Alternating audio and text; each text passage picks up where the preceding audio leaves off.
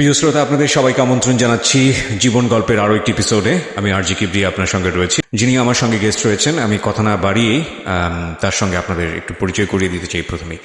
জি, প্রথমে আপনার নামটা একটু বলেন প্লিজ। আমার নাম আরিফা। আরিফা, আপনার বয়স জানা আছে কত? জি না, জানা নাই। তো আপনার বাড়ি কোথায়? আমার বাড়ি সে মজমপুর, মজমপুরটা কোথায়? তালতলা সাইরা। তালতলা চাই। তালতলাটা কি নারায়ণগঞ্জের মধ্যে পড়ছে নাকি অন্য কোথাও? না, আপনার থানার নাম কি? থানার নাম মনে আছে? জি না, থানার নামও মনে নাই? পড়াশোনা করছেন কত পর্যন্ত? পড়াশোনা বাই করিনি। একদমই পড়াশোনা করেননি? জি না, আপনার বাবা কি করতো? আমার আব্বু কলবেন নিত আগে, কল বানাতো মানে? মানে গামছা বেন নিত। ও গামছা বানাতো? হ্যাঁ। আচ্ছা আচ্ছা। কয় ভাই বোন ছিলেন আপনারা? আমরা 3 বোন 1 ভাই। আপনি বড় সবার? হ্যাঁ, আমি বোনের মতো আমি বড়। আপনি বড়? হ্যাঁ। আচ্ছা। আর ভাই? ভাই আমার বড়। ভাই আপনার বড়? হ্যাঁ। তো এই ভাই বোনরা এখন কোথায় আছে, কি করে? জি না, বড় মানে ভাই? অগলকে যোগাযোগ নেই আমার। যোগাযোগ নাই? জি না। আপনার বিয়ে হয়েছে কতদিন আগে? বেশি মনে করেন রোজা মেদ আমার বিয়ে ছিল। এটা কোন রোজা? মানে আগের রোজা, গত রোজা নাই তার আগের রোজা? আগে রোজা। অনেক আগের রোজা। 2-3 বছর হবে বিয়ে হয়েছে? 2-3 বছর হয়েছে। তো আপনার বিয়ে হয়েছিল একজন রিক্সা চালকের সঙ্গে? হ্যাঁ। আচ্ছা। তো রিক্সা চালকের সঙ্গে বিয়ে হওয়ার পরে সংসার কেমন ছিল? মনে করেন সংসার বেশি ভালো আছে না। কেন? কেন অন্য প্রতি মানে মায়া গন নিশা আসলো। আচ্ছা আচ্ছা। তো 1 দিন 2 দিন কাজ করে আইতো, মানে আমার লগে অশান্তি করতো। তো 1 দিন 2 দিন আমার খালি আমি হিসাব লওয়ার পরে বলছে ওই তুই হিসাব লস গেলি গিয়া, তো কি সমস্যাটা, তো খাওয়ান খোরাক দিতে চলে। আমি কইছি না, এই আমার হিসাব দিতে হইব, সংসার লিতে সব কিছু লাগে। 1 দিন 2 দিন আমার প্রচুর মারতো রিক্সা চালাতে না আইয়া। হ্যাঁ, মারার পরে কোথায় থাকতেন আপনি? শ্বশুরবাড়ি কোথায়? আমার শ্বশুর বাড়ি এসে কুমিল্লা। কুমিল্লাতে? হ্যাঁ। আর আপনার জন্ম জেলা? আপনি কোথায় জন্মগ্রহণ করছেন? ইয়াত পরমসিদ্ধি। হ্যাঁ, নরসিংদীতে? হুম।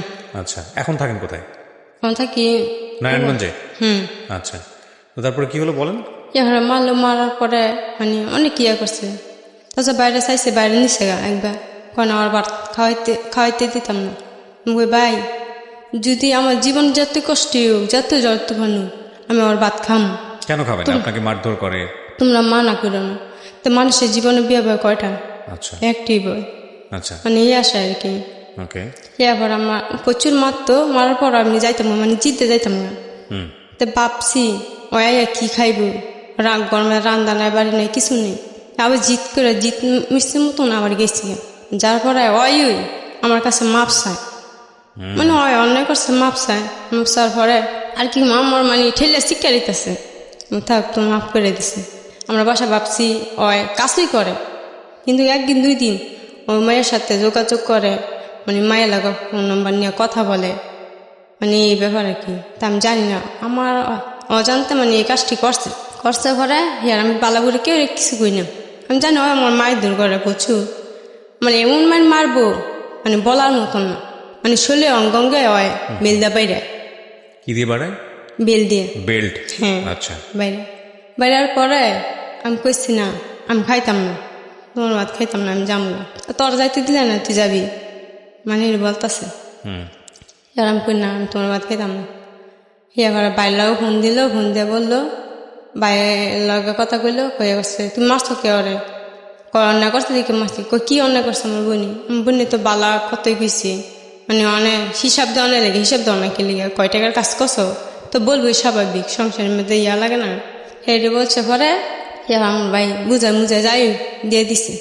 তো ভাইও বিয়ে করছে, আল্লাহ বিসলে একটা ছেলে আছে মাশাল্লাহ। আরে তো ভাই ভাবলো আমার সংসার তো আমি চালাইতে পারি না, আমি অসহায়, আমি রিক্সা চালাই ভাত খাই, মানে বাইর বইটা বেশি ভালো না, মানে অশান্তি করে আর কি। আমি ভাবলাম থাক, কেন তুমি অশান্তি, তো জামাইলে তো অশান্তি থাক, যত কষ্ট মষ্ট করে ভাত খেয়ে মাটিতে লইতে লইছিল, আমার জীবন আর কিছু লাগবে না। এটিও আমার সুখ, এটিও আমার ঠিকানা। এখন আয় ফেললাম, আয়ের পর ফলে মানে আর যাইনি, বাসা যাইনি। ভাই ফোন করতেছে, তুই আয় বেড়াই যাম কিনা, আমার দরকার নেই, আমি বেড়াইতে আইতাম না। ওই মায়ের ফোন করে, কয় তুমি কই, কয় আমি এমন জায়গা মেয়েদে আসি, তুমি আই, কহি আমার লগে, আরিফে আমার লগে কথা কোন যেত না। 2-3 মিনিট পরে আইতাছি লাগতে না শরীর আমি আইতাছি গিয়া করছে কি মনে করেন বাইক গেছে সে মানে অনেক কিছু রাঁধছে আন্দার পরে মানে খাওয়া দাওয়া করতেছে হঠাৎ আটকাইছে বাসায় ঘরে আইসে আয়াকে কি গাড়ি কয় আমাকে কি ভাত খাইছ আমাকে না আমি তো ভাত খাইনি আমি তো তোমার লাগে বই রয়েছি একসাথে খামো সবাই মিললা কয় না আমি খাই বসছি আমি তুমি কোন বাসায় গেছো তুমি খাইছো কয়েকটা মেয়ে আমার খাওয়াই দিছি মানে এমন কালে ফোন আওয়ার পরে আমি রিসিভ করি আমি হ্যালো আপনি কে আমি চাঁদনি এরপরে আমি কই আপনি ওর সাথে কতদিনের সম্পর্ক ও 3-4 বছর হইব সম্পর্ক 3-4 বছর হইব সম্পর্ক হয়তো আমি জানি না আমারও জানতে এই কাজটা করলো কয়েক বছর তোর লাইন তুই কী করবি তোর জীবন থেকে তোর আমার তোর বুয়ার তেনে কাইরা লিয়ে যাবো ঠিক আছে লিয়ে দেখা সমস্যা নাই নিলে নিবি গা কিছু করার নেই মানুষের কি জোর করে কি রাখতে পারে না এবার প্রচুর মানে মেয়েদের সামনে গিয়া মানে আমি রাস্তায় যাইতেছি মেয়েদের সামনে গিয়ে হিয়া আমার দৌড়ে বেশি মারবো শুধু মেয়ে ধরছে হিয়া বাবা মনে করেন যাইতেছে পরে আমি আইসি পরে মনে করেন বাচ্চারা বাচ্চা হচ্ছে যেমনি ভাইয়ের সাথে রাখমাক ওর বাবার সাথে রাখমাক হইয়া গেছি গা মার্চের দিকে গেছি গা পরে আইসি ওই কাজ করতেছে আমাকে এদিকে আসো এবারে গেছে আমাকে তোমার মাইয়ে এসছে সিজারে মাইয়া এসছে মানে আপনি তখন সন্তান সম্ভব ছিলেন হ্যাঁ মাইয়া এসছে তুমি আসো মানে কি দেখে না ওই সিজার তো করছে ওই দেখে না মারার পরে মানে আমি গেছি গা মানে আমার শিলি জায়গা মধ্যে মানে রাতিটা শিলি জায়গা ছুটে আসছে চাইছিল মানে শিলু খোয়াই লাগতে হয়তো ডাকাইতের মতো মারধর করে হিয়া পরে আমাকে তোমার মাইয়া এসছে তোমার মায়ের করলো কর না আমি মাইয়া করলেইতাম না ইয়া করছে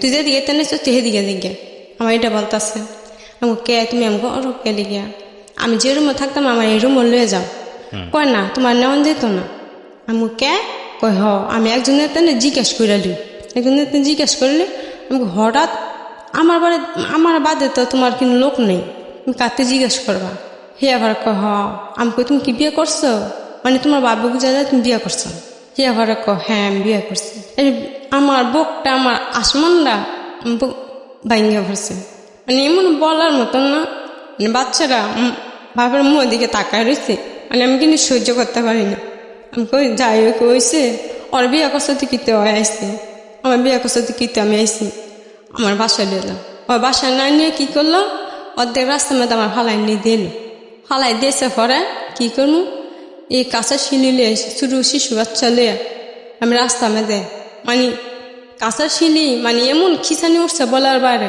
মানে বাঁচানোর মতন না সবাই গিয়ে মাথা গিয়ে পানি ডালার পরে ওরা বাড়ি আনার পরে জিজ্ঞেস করতেছে ওই তুমি ওরা মারছো কে ওই তুমি ওরও বিয়ে করছো তোমার যখন আছে টাকা পয়সা আছে তুমি কি ভাবতেছো তুমি দুজনে বিয়ে করছো দুজনে লিয়ে খাও সমস্যা কি সে তো বলে না ওর খাওয়ান খোরাক দিও না আর ওই তো বলে না তুমি ওর খাওয়ান খোরাক দিও না তা আমি বললাম কাইন্দা ভাবি আমার কিছু লাগবে না ওরা সব কিছু দিয়ে দেন ওই লিয়ে খাক ওরে লিয়ে খাক আমার খাওয়ান লাগবে না ওর বা ওই বলতেছে কয়েক কথা খাইতে না কে লিগে আমি না আমি খাইতাম না আমার তুমি কি জিজ্ঞেস করে কেমন এই কাম করছো আমার অজান্তে তুমি এই কাজটা কে লিগে করলা কোন অপরাধে আমি তো এমন না আমি তোমার একটা খারাপ কথা বলছি ইয়ার পরে মনে করেন না আমি আত্মহত্যা করতাম যার পরে মানে আত্মহত্যা করতে যান মানে কি করেন আপনি বাচ্চা নিয়ে কি করেন মানে বাচ্চালে মানে ওই আমার লিয়ে খাইতো না বুঝছেন আমার লিয়ে খাইতো না মানে বাবার বাড়ি ফিরে যেতেন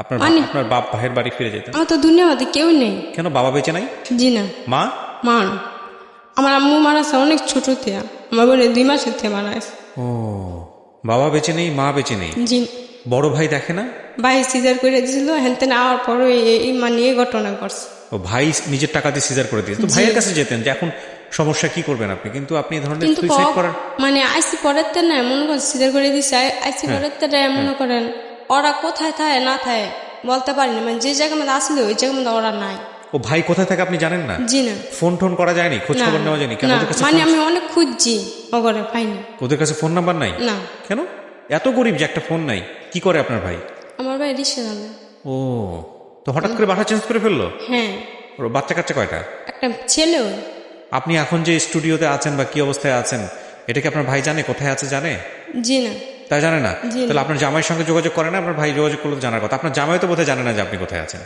হয়তো ভালো না, ওই মানে ওই হে বললেই খায়, বুঝছেন?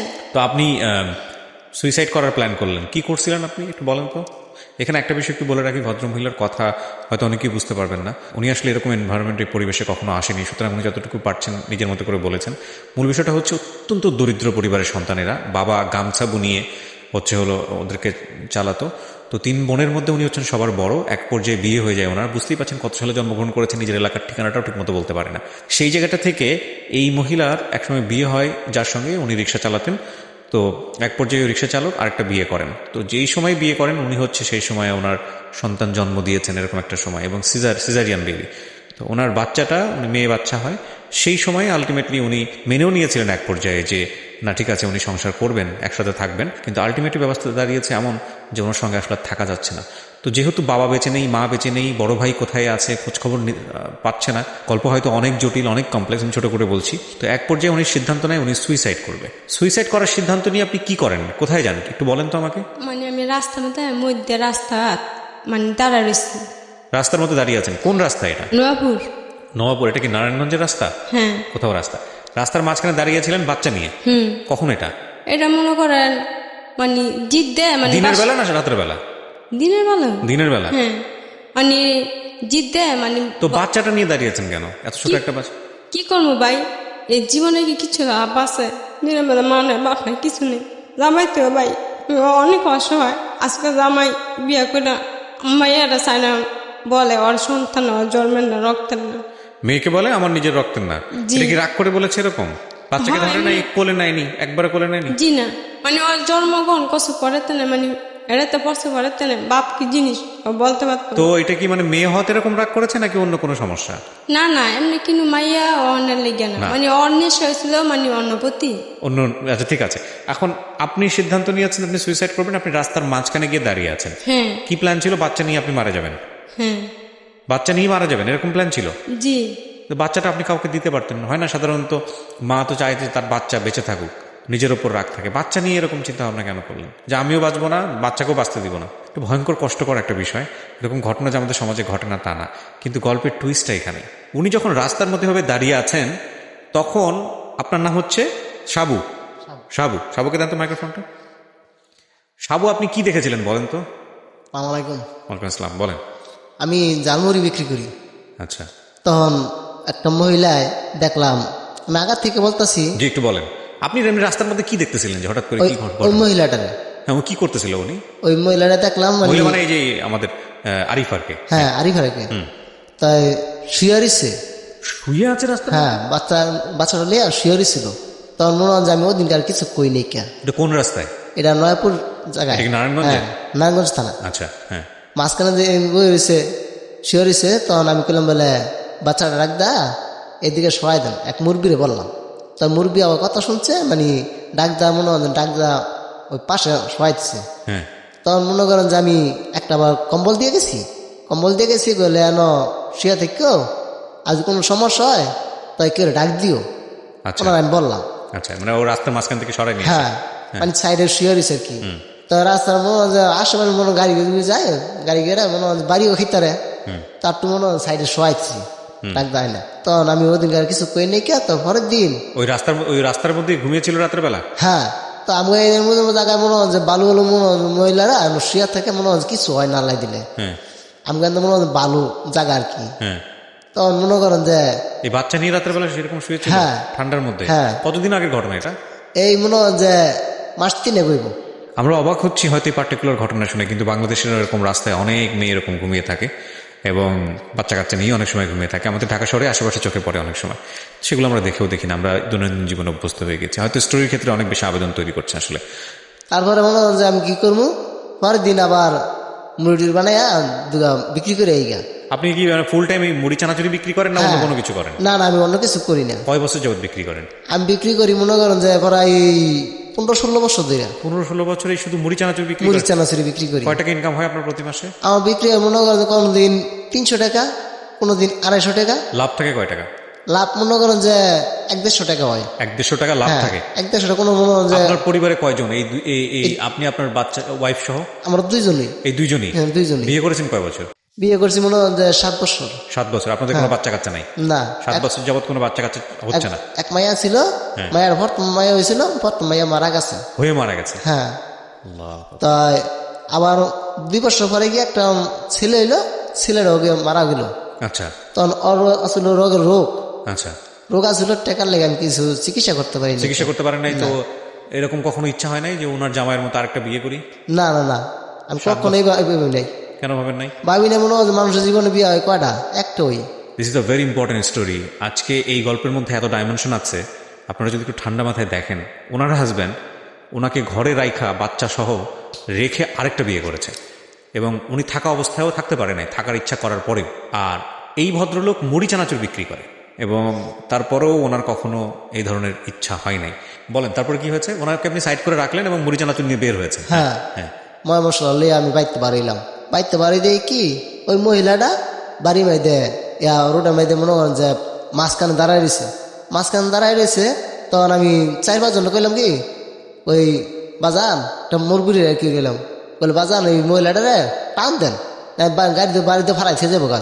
ও আচ্ছা আচ্ছা, প্রথমে রাস্তার মাঝখানে ছিল, তারপর রাস্তার মাঝখানে সাইডে নিয়ে আসছেন, এরপরে গিয়ে দেখেন না, আপনি পরের দিন গিয়ে দেখেন আপনি হচ্ছে রাস্তার মাঝখানে দাঁড়ায় হ্যাঁ। আছেন। আচ্ছা। ডাক্তার এদিকে নেন, মনে করেন যে নাইলে মনে করেন গাড়ি চলতে গাড়ি মেয়েদের কাদা ফালাই বাড়িতে ফালাই থেকে যাবো গা। তখন বাচ্চারাও যাবে, বাচ্চার মায়া যাবো গা। তখন আমাকে তো এই ক্ষতির করে লাভ নাকি, নিচুককে দেখিয়া আমাকে তো মা বোন আছে। তখন আমি এই লোকটা আমার চিনি, তখন কয় কি কলে আমি কর্ম কে লেগে তো দায় দিন গোষ্ঠী আমাকে কি আত্মীয় স্বজন, তোর মা না বোন লাগে, মায়া লাগলে তুই যা। আমি কই দেখেন, মানুষ একটা অবহেলা করা ঠিক না। মানুষ অবহেলা করবেন, আজকে মনে হয় যে আপনি ক্ষতি করবেন, আপনি যদি ধরে আল্লাহ ভাগ আপনারও ক্ষতি করবো, এটা কইছি মনে হয় যে আমরা একটা মারছে থাপ্পর মারছে পরে আমি কেলে আপনি একটা দিলেন কিলে আরেকটা দেন, জোড়া মিল করে লান, আপনি একটা দিয়ে কোনো লাভ হইল না। তো এই মুরব্বীটা কি পরিচিত মুরব্বী? মানে আশেপাশে গ্রামে কি আপনি তিরে মিটার নাইলে মনে হয় যে একটা লাড়ি লন, আমি কইলাম কেল লেগা আপনি যা কোনো ইচ্ছা আপনি একদম বাইরে যান, কারণ এটা আমার বড় দিছে না। এ আর গেল গা, যাওয়ার পরে মনে করেন যে আরো 2-3 জনে কইলাম, কয় দেখ রে ভাই কইস ঠিক হই, অন্য মহিলা ধরতে গেলে মনে হয় মাইসে খারাপ, কলে ওই যে হ্যার মায়া লাগছে, হাই গেট আন্দা আনছে, হাই যে কোনো একটা কিছু করবো আছে। তখন আমি কই থাকা আল্লাহ ভরসা, আল্লাহ যদি মনে হয় যে আমার দিকে চাইবো, আর যদি না চাই তার মনে হয় মাইর খাবো, সমস্যা নাই। আমি মহিলা ডান্দা লইম না ডাক দিম ফরতম, তবে ডাক দিছি পরে মহিলাটাই চাইছে, চাইয়া মনে হয় যে আমার দৌড়ে আইছে, দৌড়ে আইয়া মনে হয় যে আমার ফাঞ্চা ধরছে, কয় ভাই আমার বাঁচান, আমি মরতে চাই না। আমি কি হয়েছে, আমি বাড়িতে শুনবো এ আর বাসায় লয়ে গেলাম। এর আগে কি আপনার ওয়াইফের সঙ্গে আপনি মহিলাকে নিয়ে কোনো কথা বলেছিলেন? না না না, নেওয়ার আগে বলেন নাই? না। তো সরাসরি বাচ্চা নিয়ে বাসায় চলে গেছেন? সরাসরি বাচ্চা নিয়ে গেছি। তারপর নেওয়ার পর মনে হয় যে স্যার আমায় বললো কি, কলে এটা কে, মহিলার নাম কি, বাচ্চার নাম কি? বাচ্চার নাম হয়েছে মিম। তা ওনাকে রুকসানা মামা বলছেন, আপনার রুকসানা মেয়েটা মারা গেছে? হ্যাঁ। ও আচ্ছা, ঠিক আছে, বলেন। তখন আমি বললাম কি, দেখো মেয়েটা হয়েছে অসহায়, মেয়েটা অসহায়, রাস্তা মাঝে জীবন দিতে চাইছিল। তো মানুষ তো মনে হয় যে তোমারও তো মা নাই বাপ নাই, তুমিও তো বুঝো আমারও মা নাই বাপ নাই, তাই সব হয়েছে তোমার কাছে গাই হরছি। তাই এক কাম করো, তুমি যদি থান যদি না দাও, তো আমি অন্য একটা রুম ভাড়া লিয়ে দিই, মায়েরা একটা জীবনটা বাঁচা। কয় এটা কও কি, আমি দিতাম না ভাড়া গে, কাউ বোনের মতন আমি রাখবো, কাউ মায়া যখন নাইকা আমি মায়াটা ফালবো, আমি বাচ্চা নাই কইল এটা। আমি যাক আল্লাহ দিছে, আল্লাহ ওরে হায়াত দিয়ে দান করছে, ওই কথাটা বলছে। তখন মনে করেন যে আমি করে তার যাক ভালো হয়েছে, ওর রাহো গায়ে গোসল করাও গা। মানে মোর বাড়িতে মনে হয় যে ময়লা বড়া ছিল, অনেক ময়লা, বাচ্চারা দেখবার মতন আসছিল না। তখন মনে হয় যে গায়ে গোসল করাইয়া খাওয়া দাওয়া করাইছে, শরীরটা মোড়া টোলা নিয়ে কলপান নিয়ে খাওয়া দাওয়া করাইছে, খাওয়া দাওয়া করাইয়া মনে হয় যে কতন গিয়া ঘুমাইলো। ঘুমাতে ওঠার পরে তাই মনে হয় যে আমি এগারো ডাক দা সেদিন আর যাই নি কে, রাস্তাতে না ফেরত দায় করছে, জালমুড়ি আর বিক্রি করি নি কে, আজকে আমার জালমুড়ি বিক্রি হয়ে গেছে আমার নই আলাই দিলে। তাই বললাম কি, আমি বিকালবেলা বার হয়ে গেলাম গা, 6টার দিকে যাওয়ার পরে মনে করেন যে আমি গ্রামে যাইতাম গা, ওই রোডের মধ্যে মনে হয় যে বেশি বিক্রি না করতেছি, আবার গ্রামে ঢুকে গেছি গিয়া কইতাম কি কইলে জালমুড়ি জালমুড়ি আমি বিক্রি করতাম। তাই মনে হয় যে স্বামী স্ত্রী আছে না, ওই মনে হয় যে ওই গরমের সিজন ওই বাইরে বয়ে থাকে, ওই সময় মনে হয় যে জালমুড়ি খায়, বসে বসে জালমুড়ি খায়, তাই হিসাব করে মনে হয় যে আমি ঢুকলে ঝালমুড়ি বিক্রি হয় আলা দিলে ভালোই। গিয়া মনে হয় যে 1 ঘন্টা বিক্রি করছি, আমার 600 টাকা বিক্রি করছে। 600 টাকা তো মনে করেন যে আমার 150 টাকা আমার লাভ হয়েছে। 150 টাকা লাভ হয়েছে পরে তো মনে হয় 150 টাকা লাভ হয়েছে আমার, মনে হয় যে আমার বাজারের টাকা আয় পড়ছে। তখন আমি কইলে দেখো, আমি বললাম বিক্রি করে পরে বললাম বলে দেখো আমার ওই 150 টাকা লাভ হয়েছে আজকে। এই বাচ্চা রান্নার পরে আমার প্রথমে আজকে 150 টাকা লাভ হয়ে গেছে গা 1 ঘন্টায়। সারাদিনে আমি মনে হয় 150 টাকা আমি লাভ করতেই না, আজকে আমার 150 টাকা লাভ হয়ে গেছে গা। তখন আলহামদুলিল্লাহ বাচ্চা মেয়ে কইল। আমাদের ধর্মে এটা আছে, কন্যা সন্তান সৌভাগ্যের প্রতীক। ঠিক আছে, যেভাবে দেখেন, বাট এইভাবে বলা যাবে না যে এই মেয়েটার কারণে এটা হয়েছে, এটা বলা যাবে না, নিয়ম নাই। কিন্তু কন্যা সন্তান সৌভাগ্যের প্রতীক, এটা এটা বলা হয়েছে। হ্যাঁ বলেন তারপর। তখন আমি কি করলাম, কইলে দেখো তুমি থাও, তুমি যত জীবন থাকতার আমার দরকার হয় আমি কিডনি বেচছিল, আমি তোমার সহযোগিতা করবো, তুমি একটা কাইকে লড়বা না। তোমার যদি আমি যদি বসে করি তারি তাই দিমু, আজ না তারি তোমার নাই কোনো রকম ডাইল ভাত খাইয়া জীবনটা কাটাইবা। আমি কইলাম ওরে এই বুঝ দিলাম। তখন করে আচ্ছা ভাই আমি যাইতাম না ভাই, আপনি আমার ভাই লাগেন। আরিফা বললো এটা? হ্যাঁ আরিফ ভাই বলছে। কয়দিন হলো আপনার সঙ্গে আছে? আমার লোক আছে মনে করেন যে 5 মাস 2 সপ্তাহ চলছে। এর মধ্যে ওনার জামাই খোঁজ খবর নিয়েছে? না, কোনো খোঁজ খবর নেই? না না। আজকের এই ভিডিওটা দেখার পরে যদি ওনার জামাই ফিরে আসে আরিফের কাছে, কি করবেন? দিয়ে দিমু। He is really honest. যদি যাই দিমু। মায়া লাগবে না যে এই বাচ্চাটা আপনার নিজের সন্তানের মতো দেখেছেন, বড় করেছেন? হ্যাঁ বাচ্চা দিদিম না। কেন? বাচ্চা তো ওর। না বাচ্চা দিব না, বাচ্চা দিব না। কারণ কে লেগে মনে করেন যে হয়তো বিক্রি করে লেবো, আর যদি বিক্রি করে তখন মায়ের জীবনটা শেষ হয়ে যাবো। গা বাচ্চা দিব না। সারা জীবন বোনের মতো দেখবেন? হ্যাঁ দেখবো, আজীবন আমি মরা এখন তো আমি অরবণী ছেনা দিব। আমরা বলি না যে আমাদের সমাজে অনেক হিরো দরকার যাদেরকে আমরা ফলো করতে পারি? This one is hero. চানাচুর বিক্রেতা, বাট মডেল ওয়ান। ও নিজেরই পেট চলে না, 1 থেকে 150 টাকা ইনকাম করে প্রতিদিন। এই 1 থেকে 150 টাকায় জামাই বউ মিলে ভাগাভাগি করে খায়। সেখানে আরেকটা মেয়ে মানুষ যাকে নিয়ে এসছে, এবং ওদের সোসাইটিতে একটা মেয়েকে ঘরে তোলা কত রকমের কান কথা তৈরি হয়। আরেকটা বাচ্চা সহ, বাচ্চাটারও তো নিজের একটা খরচের ব্যাপার স্যাপার আছে। আপনি আমি হলে পারতাম, ঘরে ঢুকতে দিত? এই যে মহিলাটা, যে আপনার ওয়াইফের নাম কি? ডালিয়া। ডালিয়া। এই যে ডালিয়া প্রথম দেখাতেই এরকম রাজি হয়ে গেল, বললো যে ঠিক আছে আমার বোনের মতো থাকবে বাসাতে। এই যে এগুলা, এটা আমার আপনার ফ্যামিলিতে হলে সম্ভব ছিল? সম্ভব ছিল না। এরা আসলে রিয়েল মানুষ, এরা আসলে অনেস্ট মানুষ। এই সৎ মানুষদের আসলে আমাদের দেখা উচিত। এটাই বললাম, মানে আজকের এই গল্পের জায়গাটা আসলে মূলত এই সাবু আর বাকি যে ঘটনাগুলো, সেগুলো আমাদের সমাজে হরহামেশাই ঘটে। হয়তো বা একটা গাড়ি ওর শরীরের ওপর দিয়ে চলে গেলে পৃথিবীর কেউ জানতোই না যে মেয়েটা কেন মারা গেল, কেউই জানতো না। ওর জামাইকে ধরার প্রশ্নই ওঠে না, হয়তো কোনো ক্লুই খুঁজে পেত না। যে মেয়ে ঠিকমতো বলতে পারে না যে তার স্থায়ী ঠিকানা কি, তো কিছুই হতো না। ওই বেওয়ারিশ লাশ হিসেবে হয়তো বা দাফন হতো। এই ছোটো বাচ্চা, নিষ্পাপ বাচ্চাটা, সে হয়তো ঘুমের ঘোরেই পৃথিবী থেকে হারিয়ে যেত। কিন্তু এই সাবু এই মেয়েটাকে সে তুলে নিয়ে এসছে রাস্তা থেকে। That is really awesome. এবং ছোট একটা বাচ্চার মাথার উপরে একটা ছাদ হয়েছে, ঝালমুড়ি বিক্রেতা সাবু, এবং সে এই দুটো মানুষের জীবনে স্বপ্নদ্রষ্টা হিসেবে কাজ করছে। গল্পটা হয়তো আজ থেকে 5 বছর পরে বা 10 বছর পরে অন্যদিকে টার্ন নেবে, হয়তো অন্যরকম হয়ে যাবে, যেটা হয়তো এতটা ভালো লাগার জায়গায় থাকবে না, অথবা এর চেয়েও ভালো লাগার জায়গা থাকবে। কারণ প্রত্যেক মোমেন্টে আমাদের গল্প চেঞ্জ হচ্ছে, প্রত্যেকটা মুহূর্তে আমরা আমাদের লাইফে চেঞ্জ টের পাই। কিন্তু এখন পর্যন্ত এটা একটা অসাধারণ গল্প, এটা একটা অসাধারণ স্টোরি। তো সাবু ভাই, আপনি গল্পটা কেন বলতে আসছেন আমার কাছে এই রেডিওতে? আমি গল্পটা বলতে আসছি, মনে করেন যে এরকম কাজ যাতে আর কারো যাতে না হয়, যাতে সতর্ক হয়ে যায়, মেয়ে হোক বা পুরুষ হোক, আমার গল্পটা শুনে যাতে সতর্ক হয়ে যায়। সতর্ক বলতে? সতর্ক হয়ে যায় মানে এসব মেয়ে বেড়ি বিয়া শাদী কইরা এরকম ভাবে যাতে না ভালাই দেয় আর কি। সে ছেলে সন্তান হইলে যাতে অস্বীকার যাতে না করে। যত হয়তো মনে হয় যে একটা গরিবের মেয়ে, আজকে যদি মনে হয় যে একটা ধনী মেয়ে থাকতো, তাহলে মনে হয় রাস্তাঘাটে থাকতে পারতো না, বাড়িতে থাকতো, আর একটা অন্যজনের কাছে থাকতো না, আশ্রয় নিত না। আমি চাইতেছি এইটা যাতে শুননা আমার গল্পটা সতর্ক হয়ে যায়। আপনি আজকে এখানে এসেছেন কিভাবে? আপনার এই টাকা ম্যানেজ হয়েছে কিভাবে? আজকে মনে হয় যে আমি আসছি, একটা ওই বাড়িওয়ালা আসছিল যে বাড়ি থাকি, এই বাড়ির মনে হয় যে লোক আইসে, বাড়িওয়ালির মাই আইসে আমার। আমি কইলাম বলে আফা আমার একটু সহযোগিতা করেন, আমি গল্প যাবো, ঢাকা যাবো। মানে আপনি বাড়িওয়ালির কাছ থেকে টাকা ধার করে নিয়ে এসেছেন? হ্যাঁ। ওনারাও এসছে আপনার সঙ্গে? হ্যাঁ ওরাও আসছে। কত বছর যাবত ভাড়া আছেন আপনি ওখানে? এমন আছি, আমার আব্বু মৃত্যু পরে অনেকদিন হয়ে গেছে তাহলে? হ্যাঁ, আমার আব্বু মারা গেছে 14 বছর। আচ্ছা সাবু ভাই, আপনি যে ঝালমুড়ি বিক্রি করেন, আপনার কোনো ভবিষ্যৎ পরিকল্পনা আছে যে অন্য কিছু করেন, নাকি সারা জীবনে ঝালমুড়ি বিক্রি করবেন? মানে কল্পনা আছে, মানে আল্লাহ তো মনে করেন যে যদি তবে যদি দেয়, এই মেয়েটা দিয়ে আমি কিছু দিয়ে দিতে পারলে আমি মরে গিয়ে আমি শান্তি পাবো। ওর জীবনে যদি কিছু করে দিয়ে দিতে পারি, হ্যাঁ। তাহলে মনে করেন যে আমি সেই দিনে তো গিয়ে আমি মনে করেন যে আমি আশ্রয় পাবো। তাওয়াক্কাল আল্লাহ। আপনার নিয়ত গুণে বরকত। আপনি নিশ্চয়ই অনেক অনেক ভালো মানুষ। চাইবো, মন থেকে চাইবো যেন আপনি যে উদ্দেশ্য নিয়ে ওদেরকে ঘরে তুলেছেন সেটা যেন সফল হয়। অন্তর থেকে দোয়া করি আপনার জন্য। অনেক ভালো থাকবেন সাবু ভাই। আমি খুব খুশি হয়েছি যে আপনি গল্পটা বলার জন্য আপনি এখানে এসেছেন। আপনি তার মানে নিয়মিত শোনেন আমাদের এই অনুষ্ঠানটা? হ্যাঁ, শুনছি। জি। আমি প্রত্যেকদিন মনে করেন যে আমি প্রত্যেক মঙ্গলবার আমি গল্পটা শুনি। তা শুনি বুঝলে মনে করেন যে আমি আপনার এই জায়গায় আমি আসার প্রস্তুতি নিচ্ছি। আচ্ছা সাবু ভাই, ঠিক আছে। আপনি কোনো ফোন নাম্বার ব্যবহার করেন? কোনো ফোন আছে আপনার? হ্যাঁ, করি। আচ্ছা, ঠিক আছে। Thank you so much. এই পর্যায়ে আরেকজন গেস্ট আমার সঙ্গে যুক্ত হচ্ছেন। চলুন তার নামটা একটু জেনে নিই। প্রথমে আপনার নামটা একটু বলেন। হ্যাঁ, আমি আহমেদ সজীব।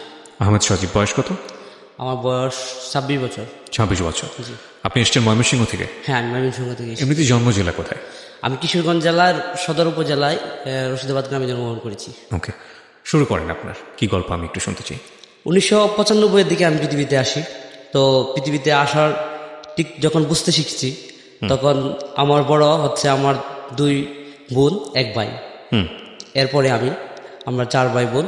তো আমরা 4 ভাই বোনের যে সংসার, এতে আমাদের মোটামুটি সুখ ভালোই ছিল। আমার বাবা একটা সরকারি টেক্সটাইলে চাকরি করতেন। সীমিত একটা বেতন পাইতেন।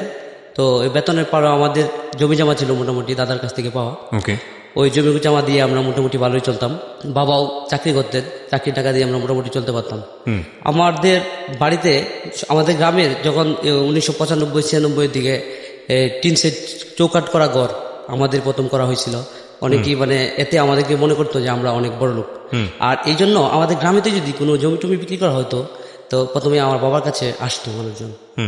বাবার কাছে আসতো, বাবার কাছে আসা মানুষজন এরকম বলতে চাইতো যে জমিটা বিক্রি করতে যাচ্ছে। তো আমার বাবার বেতনটা ছিল অত্যন্ত সীমিত। প্রত্যেক মানুষেরই জীবনে একটা নেশা থাকে। আমার বাবার নেশা ছিল জমি রাখা। আচ্ছা। আমাদের এত অল্প সীমিত বেতন ছিল বাবার, যে বেতন দিয়ে আমরা কোনো রকম চলে যেতাম। এখান থেকে বাবা আমাদের দিকে খেয়াল না করে ওনার যেটা নেশা ছিল জমি রাখা, ওই নেশাটা উনি ঠিক রাখতেন আর কি। উনি জমি রেখে দিতেন। তো এভাবে আমাদের চলতে খুবই কষ্ট হইতো, মানে কষ্ট হইতো। আমরা সচ্ছন্ন পরিবার ছিল। এর মধ্যে থেকে বাবা যখন মাসিক বেতনের প্রায় বেশিরভাগ টাকা দিয়ে উনি জমি রেখে ফেলে, তো আমাদের একটা মাস চলতে খুবই কষ্ট হয়ে যায়। আচ্ছা। এমন সময় যায় যে মাস শেষ পর্যায়ে এসা ঘরে কি লবণ আনার টাকাও থাকে না, এমন সময় চলে আসে। তো আমি যখন ক্লাস 2-তে পড়ি, তখন আমার বাবা অ্যাক্সিডেন্ট করেন। আচ্ছা। একটা রোড অ্যাক্সিডেন্ট করেন। আমি রোড অ্যাক্সিডেন্টের আগে আরেকটা বাবার প্রকৃত রূপ বলতে চাই। বাবার রূপটা ছিল এরকম, মানে বাবা এত রাগী ছিলেন, মানে বাবাকে আমরা ভয় পাইতাম। মানে ছোটবেলা থেকে বাবাকে আমরা ভয় পাইতাম। প্রত্যেকেই যেমন বাবা অফিস করে আসলে বাবার কুলের দিকে আগায় যায়, আমরা বাবাকে দেখে অ্যাভয়েড করতাম, বাবাকে আমরা এড়িয়ে চলতাম। মানে বাবার সাথে যেন আমাদের দেখা না হয় এরকম আমরা চাইতাম। কারণ বাবা আমাদেরকে নানান ধরনের ভুল ত্রুটি ধরে মারধর করবে এই চিন্তাই। কারণ বাবা চাইতো যে আমরা উনার মতো করে বড় হই, উনি যেভাবে চায় এভাবে চলি। কিন্তু আমার মা কাছে মনে হতো যে বাবা আমাদেরকে যেভাবে সাজেশন দিচ্ছে চলার জন্য, এভাবে হয়তো আমরা ভবিষ্যতে তেমন বড় কিছু হতে পারবো না। সেই সূত্র অনুসারে আমার মার মতো করে আমরা চলতে গিয়ে বাবার কাছে অনেক বকুনি খেতে হতো, বাবার পিটুনি খেতে হতো। বাবা অফিস থেকে এসে সর্বপ্রথম আমাদেরকে ডাকতো। তো খুব ভয়ে ভয়ে বাবার কাছে যেতাম।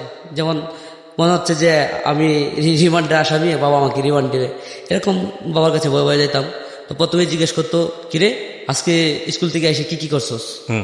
তো স্কুল থেকে এসে কি কি করছি এগুলা বর্ণনা দিলে বাবা বলতো, তোকে তো সকালে বলে গেছিলাম এটা করার জন্য ওইটা করার জন্য, করস নাই কেন?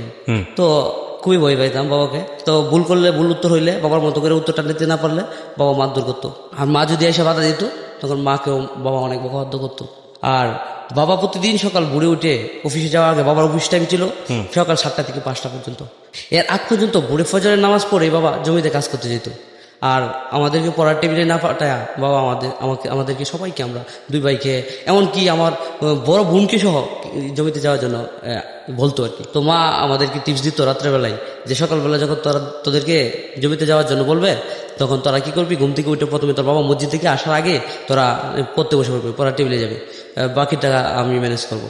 তো আমরা ঠিক তেমনই করতাম, মার অনুসরণে আমরা অনুসরণ করতাম মার কথাগুলো। তো আমরা সবাই সকালবেলা ঘুম থেকে উঠে যার যার মতো টেবিলে চলে যেতাম। তো বাবা প্রথমে আমাদের পড়ার টেবিলের পাশ দিয়ে যাওয়ার সময় বলতো যে এই আমি কিন্তু যাচ্ছি খেতে, তোরা আসবি, এরকম বলে যেতেন। তো আমরা চিন্তা করতাম যে খেতে যাব, কাজ করলে কুয়াশার মধ্যে, শীতের মধ্যে বা গরমের মধ্যে, বৃষ্টির মধ্যে কষ্ট হয়, এর চেয়ে বরং তো ভুল করলে, ভুল উত্তর হইলে, বাবার মতো করে উত্তরটা নিতে না পারলে বাবা মারধর করতো। আর মা যদি এসে বাধা দিত তখন মাকেও বাবা অনেক বকাবাধ্য করতো। আর বাবা প্রতিদিন সকাল ভোরে উঠে অফিসে যাওয়ার আগে, বাবার অফিস টাইম ছিল সকাল 7টা থেকে 5টা পর্যন্ত, এর আগ পর্যন্ত ভোরে ফজরের নামাজ পড়ে বাবা জমিতে কাজ করতে যেত। আর আমাদেরকে পড়ার টেবিলে না পাঠায় বাবা আমাদেরকে সবাইকে, আমরা 2 ভাইকে, এমনকি আমার বড় বোনকে সহ জমিতে যাওয়ার জন্য বলতো আর কি। তো মা আমাদেরকে টিপস দিত রাত্রেবেলায় যে সকালবেলা যখন তোদেরকে জমিতে যাওয়ার জন্য বলবে তখন তোরা কি করবি, ঘুম থেকে উঠে প্রথমে তোর বাবা মসজিদ থেকে আসার আগে তোরা পড়তে বসে পড়বি, পড়ার টেবিলে যাবে, বাকিটা আমি ম্যানেজ করবো। তো আমরা ঠিক তেমনই করতাম, মার অনুসরণে আমরা অনুসরণ করতাম মার কথাগুলো। তো আমরা সবাই সকালবেলা ঘুম থেকে উঠে যার যার মতো টেবিলে চলে যেতাম। তো বাবা প্রথমে আমাদের পড়ার টেবিলের পাশ দিয়ে যাওয়ার সময় বলতো যে এই আমি কিন্তু যাচ্ছি খেতে, তোরা আসবি, এরকম বলে যেতেন। তো আমরা চিন্তা করতাম যে খেতে যাব, কাজ করলে কুয়াশার মধ্যে, শীতের মধ্যে বা গরমের মধ্যে, বৃষ্টির মধ্যে কষ্ট হয়, এর চেয়ে বরঞ্চ পড়াটাই তো ভালো। তখন হয়তো এরকম বুঝতাম না যে পড়লেই আমি ভালো হব, না পড়তে পারলে হবে না কিছু, এটা বুঝতাম না। জাস্ট কাজ থেকে বিরত থাকার জন্যই জমিতে যাওয়া হইতো না। আর মা যেহেতু সাপোর্টে আছে সেই সূত্র একটু ভয়টা কম পাইতাম। তো বাবা জমি থেকে আইসা অফিসে যাওয়ার জন্য তাড়াহুড়ো করে রেডি হইতো আর আমাদেরকে খুব গালিগালাজ করতো। তো মা আমাদেরকে সান্ত্বনা দিত যে সমস্যা নাই, তোমরা তোমাদের মতো করে এগিয়ে যাও, হ্যাঁ তোমরা তোমাদের মতো করে এগিয়ে যাও, আমি তো জেলখানায় বন্দী হয়ে গেছি, আমি চাইলেই তো মুক্তি আমার সম্ভব না। আর তোমরা যদি চাও তাহলে তোমার এই বাবার জেলখানা থেকে মুক্তি পাবা। কিভাবে বাবা? তোমরা যদি পড়ালেখা করো, তোমাদের মতো করে তোমরা মানুষ হও, আমি যেমনটা চাই তোমরা এমন হও, তাইলে তোমরা একসময় অনেক দূরে যাবা, এই জেলা থেকে অন্য জেলায় যাবা, এই শহর থেকে অন্য শহরে যাবা, এমনকি দেশের বাইরে যেতে পারবা। আর যদি তোমার বাবার মতো করে, তোমার বাবার কথা মতো চলে তুমি জমিতে চলে যাও, পড়ালেখা না করো, তাহলে তো তোমার মনে করে যে তোমার বাবার এই জেলখানাতে তুমি বন্দী হয়ে গেলা, জমি চাষি করলা তোমার বাবার সাথে। তো আমাদের ভিতরে তখন থেকে ওই বুদ্ধা নাড়া দিত, খুব নাড়া দিত। অ্যাকচুয়ালি আসলেই তো মাঝে বলছে এটা, আমরা বুঝতে পারতাম। বর্তমানে আমরা 7 ভাই বোন, তো 7 ভাই বোনের মধ্যে আমার সবার বড় হচ্ছে আমার বোন, তারপরে আমার এক ভাই, তারপরে আমার আরেকটা বোন, তারপরে আমি। তো আমার যে ভাই আছে, তো ভাইটা অনেক ট্যালেন্ট ছিল পড়ালেখাতে। তো ও যখন ক্লাস 8-এ পড়ে তখন আমরা আব্বা কাকার 7 ভাইয়ের মধ্যে একজন আছে আপনার অনেক পড়ালেখা করেছে, উনি আমার ভাইকে খুব ফেভার করতো যে আমরা আব্বা কাকার মধ্যে অনেক ভাই বোন, তার মধ্যে আমার ভাইটা অনেক ট্যালেন্ট, অন্য যে চাচাতো ভাই বোনগুলো আছে তাদের তুলনায় পড়ালেখা ভালো। তো কাকা এসে ভাইয়াকে বললো তুই এটি বৃত্তি দিবি আর আমি আশা করি তুই বৃত্তিটা পাবি। তো বৃত্তির জন্য একটা গাইড বই কিনতে হইতো, হ্যাঁ, যেটাতে আপনার 11টা সাবজেক্টের রুট থাকতো। তো ওই গাইড বইটা কেনার জন্য বাবার কাছে টাকা চাইলো মা। তো বাবা বললো যে দেখো এই টাকাটা যদি আমি এখন দিয়ে দিই তাহলে আমি ওই জমিটাতে সার দিতে পারবো না। এরকম বাবা এড়াই যেত। তো এইভাবে 7-5 দিন পড়ার পরে দেখা যাচ্ছে ভাইয়ের পরীক্ষা প্রস্তুতি সবাই অন্য বন্ধুরা শুরু করে ফেলছে, বাট ভাইয়া শুরু করতে পারতেছে না। তো চাচাকে আবার এটা ইনফর্ম করে মা। তো চাচা বাড়িতে এসে বাবার সাথে করে রাগারাগি করলো যে তুই যেটা করতে পারস নাই, এর চেয়ে ভালো কিছু ছেলে করুক, এটা তুই চাস না, আমি বুঝতে পারছি, ঠিক আছে আমি ছেলেকে গাইড বই কিনে দিচ্ছি, ছেলে বৃত্তি পাইলে এটা ক্রেডিট তুই নিতে পারবি না। তো ভাইয়াকে দিয়ে শহরে চলে গেল কাকা। তো আমাদের ওইখানে লাইব্রেরি ছিল, লাইব্রেরি থেকে কাকা একটা বই কিনে দিল, ভাইয়া তো অনেক খুশি, বইটা নিয়ে বাসায় আসলো। তো ভাইয়া পড়ালেখা করলো খুব মনোযোগ সহকারে। তো এই পড়ালেখাগুলো করতে গিয়েও অনেক বাধাই করতে হতো। বাধাটা মূলত বাবাই দিত যে প্রাইভেটে যাচ্ছিস, এখন প্রাইভেটে চলে যাচ্ছিস, এখন প্রাইভেটে চলে গেলে এই কাজটা কে করবে, এই কাজ আজকে প্রাইভেট মিস করে দিই, আজকে বৃষ্টি আসতেছে আজকে যেতে হবে না, এরকম ভাবে ভাইয়াকে বলতো আর কি। ভাইয়া বৃত্তিটা পাই, ট্যালেন্টফুলের বৃত্তিটা পাই। ভাইয়া ট্যালেন্টফুলের বৃত্তিটা পাওয়ার পরে আমার বাবা যে টেক্সটাইলে চাকরি করতো, ওই টেক্সটাইল থেকে কিছু লোক বিদেশে পাঠাবে শ্রমিক হিসেবে, হ্যাঁ। তো ওখানে কারো কাছে পরামর্শ না করে আমার বাবার নাম দিয়ে দেয়। বাবাদের একটা প্রভিডেন্ট ফান্ড ছিল, এই যেখানে চাকরি করতো এখানে, ওই ফান্ড থেকে কিছু টাকা জমা হবে এই যে বিদেশের ক্ষেত্রে, আর কিছু টাকা বাবাকে দিতে হবে যদি বাবা যাইতো আর যায়।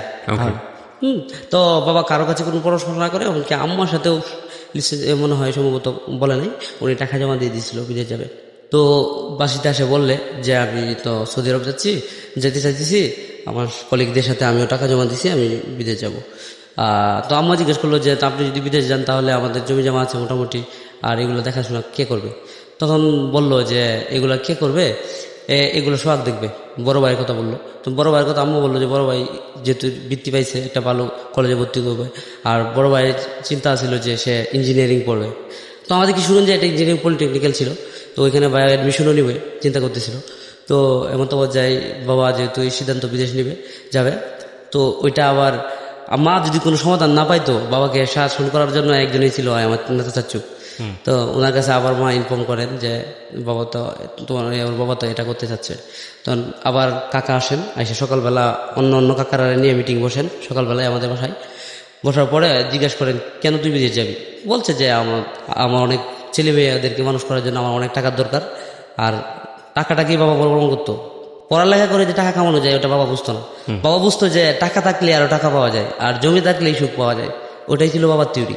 কিন্তু বাবার ওই থিওরিটা কাকা কোনো সময় পছন্দ করতো না। বাবা কাকা এটা এড়ায় যেত, এর বিপরীতে একটা যুক্তি তৈরি করতো কাকা, যুক্তি করে বাবাকে ডাউন করে দিত। আর বাবা কাকাকে ছোটবেলা থেকে খুব রেসপেক্ট করতো। এভাবে কাকার কথাই বাবা তো অফ হয়ে যায় যে না, তাহলে আমি যদি না যাই তাহলে আমার টাকাটা জমা দিয়ে দিচ্ছি। পরে এর মধ্যে আমার এক কাকা আরেকটা চাচা বলে উঠলো যে তাহলে ছেলেটাকে পাঠায় দিই বিদেশ, সোহাগকে বিদেশ পাঠায় দিই।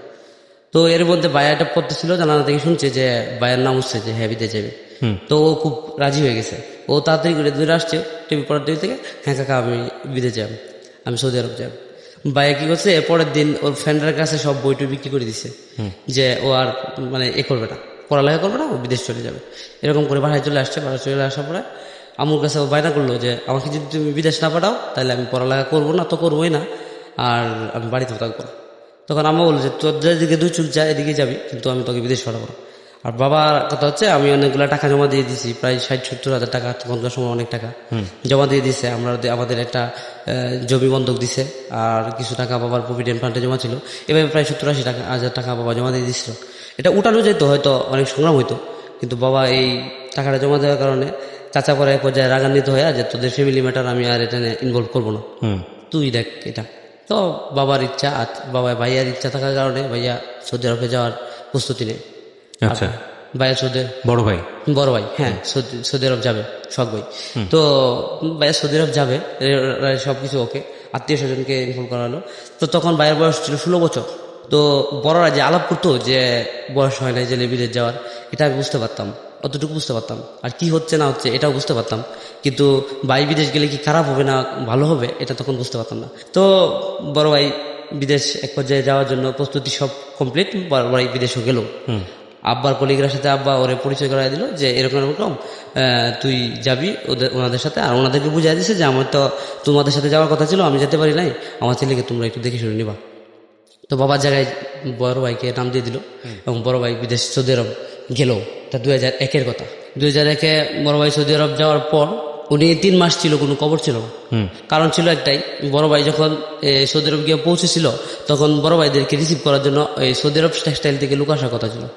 তো আসছিল, আয়সা আব্বার কলিগরা রিসিভ করে নিছে। আর বড় ভাই মানে কি জানি একটা দৃশ্য দেখতে গিয়া অন্যদিকে অনেক সময় নিয়েছিল ওরা আসতে, এই ফাঁকে বড় ভাই জানি কই চলে গেছিল, কি জানি এটা করতে চাই গেছিল, ও নিজেও এখন ঠিক বলতে পারে না, তখন আয়সাও বলতে পারে নাই। পরে ওরা ওনাদেরকে, আমার চাচুদেরকে মানে আব্বার বন্ধুদেরকে উনি হারায় ফেলায়, বড় ভাই হারায় ফেলছে। তো ওনাকে আর রিসিভ করে নেই নাই পরে পরবর্তীতে। তো হারায় ফেলায় ফেলে বড় ভাই সৌদি আরবে 3 মাস প্রায় খবরহীন। 3 মাস বড় ভাই খবর না থাকার কারণে তো আমাদের ফ্যামিলি সবাই খুবই কান্না করতো, এমনকি এলাকাবাসী আয়সা ছেলেটার জন্য আফসোস করতো যে এত ভালো একটা ট্যালেন্ট ছেলে, যে রেজাল্ট খুব ভালো করছিল, আরো রেজাল্ট ভালো, অনেক রেজাল্ট ওর জীবনে আসছিল, হয়তো আসতো এরকম, এই ছেলেটাকে কেন বিদেশ পাঠানো হলো, এটা সবারই প্রশ্ন থাকতো, কিন্তু উত্তর তো কারো জানা ছিল না, একমাত্র বাবাই জানতো। যাই হোক, তো বড় ভাই কোনো খবর নাই, আমরাও খুব কান্নাকাটি করতাম, দেখা দেখি। 3 মাস কোনো খবর না থাকার পর যে আমরা তো ভাবছিলাম হয়তো হারায় গেছে, না হয় হয়তো পৃথিবীতে নাই, এরকম কিছু একটা। তো আল্লাহর এই কুদরত, তখন হজের মৌসুম ছিল 3 মাস পর। হজ মৌসুমে সৌদি আরব বাংলাদেশ থেকে অনেক লোক যায়। তো আমাদের কিশোরগঞ্জে মহিনন্দ নামের একটা গ্রাম আছে, ওখান থেকে পরিচিত একজন লোক গেছে। উনি আমাদের কিশোরগঞ্জের বিশিষ্ট ব্যবসায়ী। ওকে। তো উনি যাই, উনি আবার আমার আম্মার মামাতো বোনের শ্বশুর, হ্যাঁ মামাতো ভাইয়ের শ্বশুর হয়। হ্যাঁ, উনি যাই সৌদি আরবে হজের জন্য। তো যাওয়ার পরে হাজিরা যখন হজ ক্যাম্পের পরে এই একটু ঘুরতে বের হয়, তখন বড় ভাইয়ের সাথে পরিচয় হয়। আর বাঙালি এক লোক বড় ভাইকে সৌদি আরবে বলতেছে, তুই যেখানে এসে পড়ছো সেখানে তো তোর বাঙালি কোনদিন খুঁজে পাইবে না, তুই মক্কা মদিনা কোনো একটা শহরে যদি যেতে পারো তাহলে বাঙালি পাইতে পারিস। তা তুই যখন লোকের জন্য হারায় ফেলছস তোকে আমি বাঙালি হিসেবে এইটুকু হেল্প করতে পারি। তো একজন বাঙালি ভাইকে মক্কা শরীফে পৌঁছায় দিয়েছিল। আর মক্কা শরীফে হজ মৌসুম ছিল, তখন কিছু মুরব্বী লোকের সাথে বড় ভাই কথা হয়েছিল। তো বড় ভাইকে দেখে ওনারা বুঝতে পারছিল যে হজি না, হ্যাঁ এখানে কাজ করে কিছু একটা। তো জিজ্ঞেস করলো, কিরে এত ছোট ছেলে তুই বাংলাদেশ থেকে আসছিস কেন এখানে? তখন বড় ভাইয়া বললো যে আমি তো কাজ করতে আসছি, ওয়ার্কার হিসেবে আসছি। তো বললো এত অল্প বয়সের ছেলে কেমন মা দিল ওয়ার্কার হিসেবে? সৌদি আরবের মতো দেশ 2001-এ সৌদি আরব অনেক দূর ছিল আমাদের দেশ থেকে, কারণ তখন ইন্টারনেট ছিল না, তখন মোবাইলে কথা বলা যেত, তাও অনেক কষ্ট করে, এক বাড়িতে দুই বাড়িতে মোবাইল ছিল এরকম। তো বড় ভাইকে দেখে ওনাদের অনেক করুণা হলো। তো বড় ভাই তার স্টোরিটা খুলে বললো যে আঙ্কেল আমার তো এই ঘটনা। বললো তোর বাড়ি কোথায়? তখন বললো যে আমার বাসা কিশোরগঞ্জ। যে আমারও তো বাড়ি কিশোরগঞ্জ। ও আচ্ছা ঠিক আছে, কিশোরগঞ্জ তোর কোন বাড়ি, কোথায় বাড়ি? হায় আল্লাহ কি বলস, তুই আমার বাতি যা, তুই উনার বাতি যাবার না আমার বাতি যা, তুই এখন বল তুই কি চাস বা কি করতে চাস?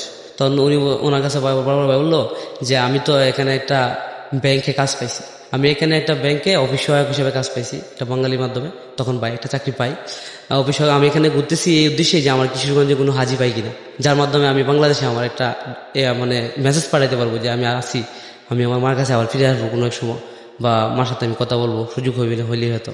এরকম একটা মেসেজ পাঠানোর জন্য আমি খুঁজছিলাম। নাতি পৃথিবীতে বাস্তা, পৃথিবীতে তো অনেক মানুষ অনেক কিছু এই নেয় না, অনেকের সাহায্য করতে চায় না, তা আমি তোর তুই কি দিবি আমাকে এসে এই বাংলাদেশে নিয়ে যাওয়ার জন্য, আমি সবই তোর নিব। এরকম উনি ভাইয়াকে বললো। তো ভাইয়া বললো যে আপনাকে তো এক হিসেবে আপনি আমার নানা হন, এক হিসেবে আমার চাচু হন, তা বড় ভাই আমাদের জন্য কেলনা পিস্তল, তারপর আম্মার জন্য তবজি নামাজে বিছনা, আমার 7 কাকার জন্য 7টা নামাজে বিছনা এরকম পাঠাইছিল। আমরা আব্বা কাকারা তখন 7 ভাই ছিল, তো এগুলা অনেক কিছুই কার্টুন ভর্তি করে পাঠাইছিল তখন বড় ভাই প্রথম মান্থের বেতন দেয়া। পাঠানোর পরে তো উনি বাংলাদেশে আসিয়া সর্বপ্রথমেই চাচুর বাসায় চলে যায়। ওনার বাসাতে না গিয়া চাচুর বাসায় গিয়ে বলতেছে যে সালাম সাহেব আমি তো খবর নিয়ে আসছি, আপনি বাতি যাই।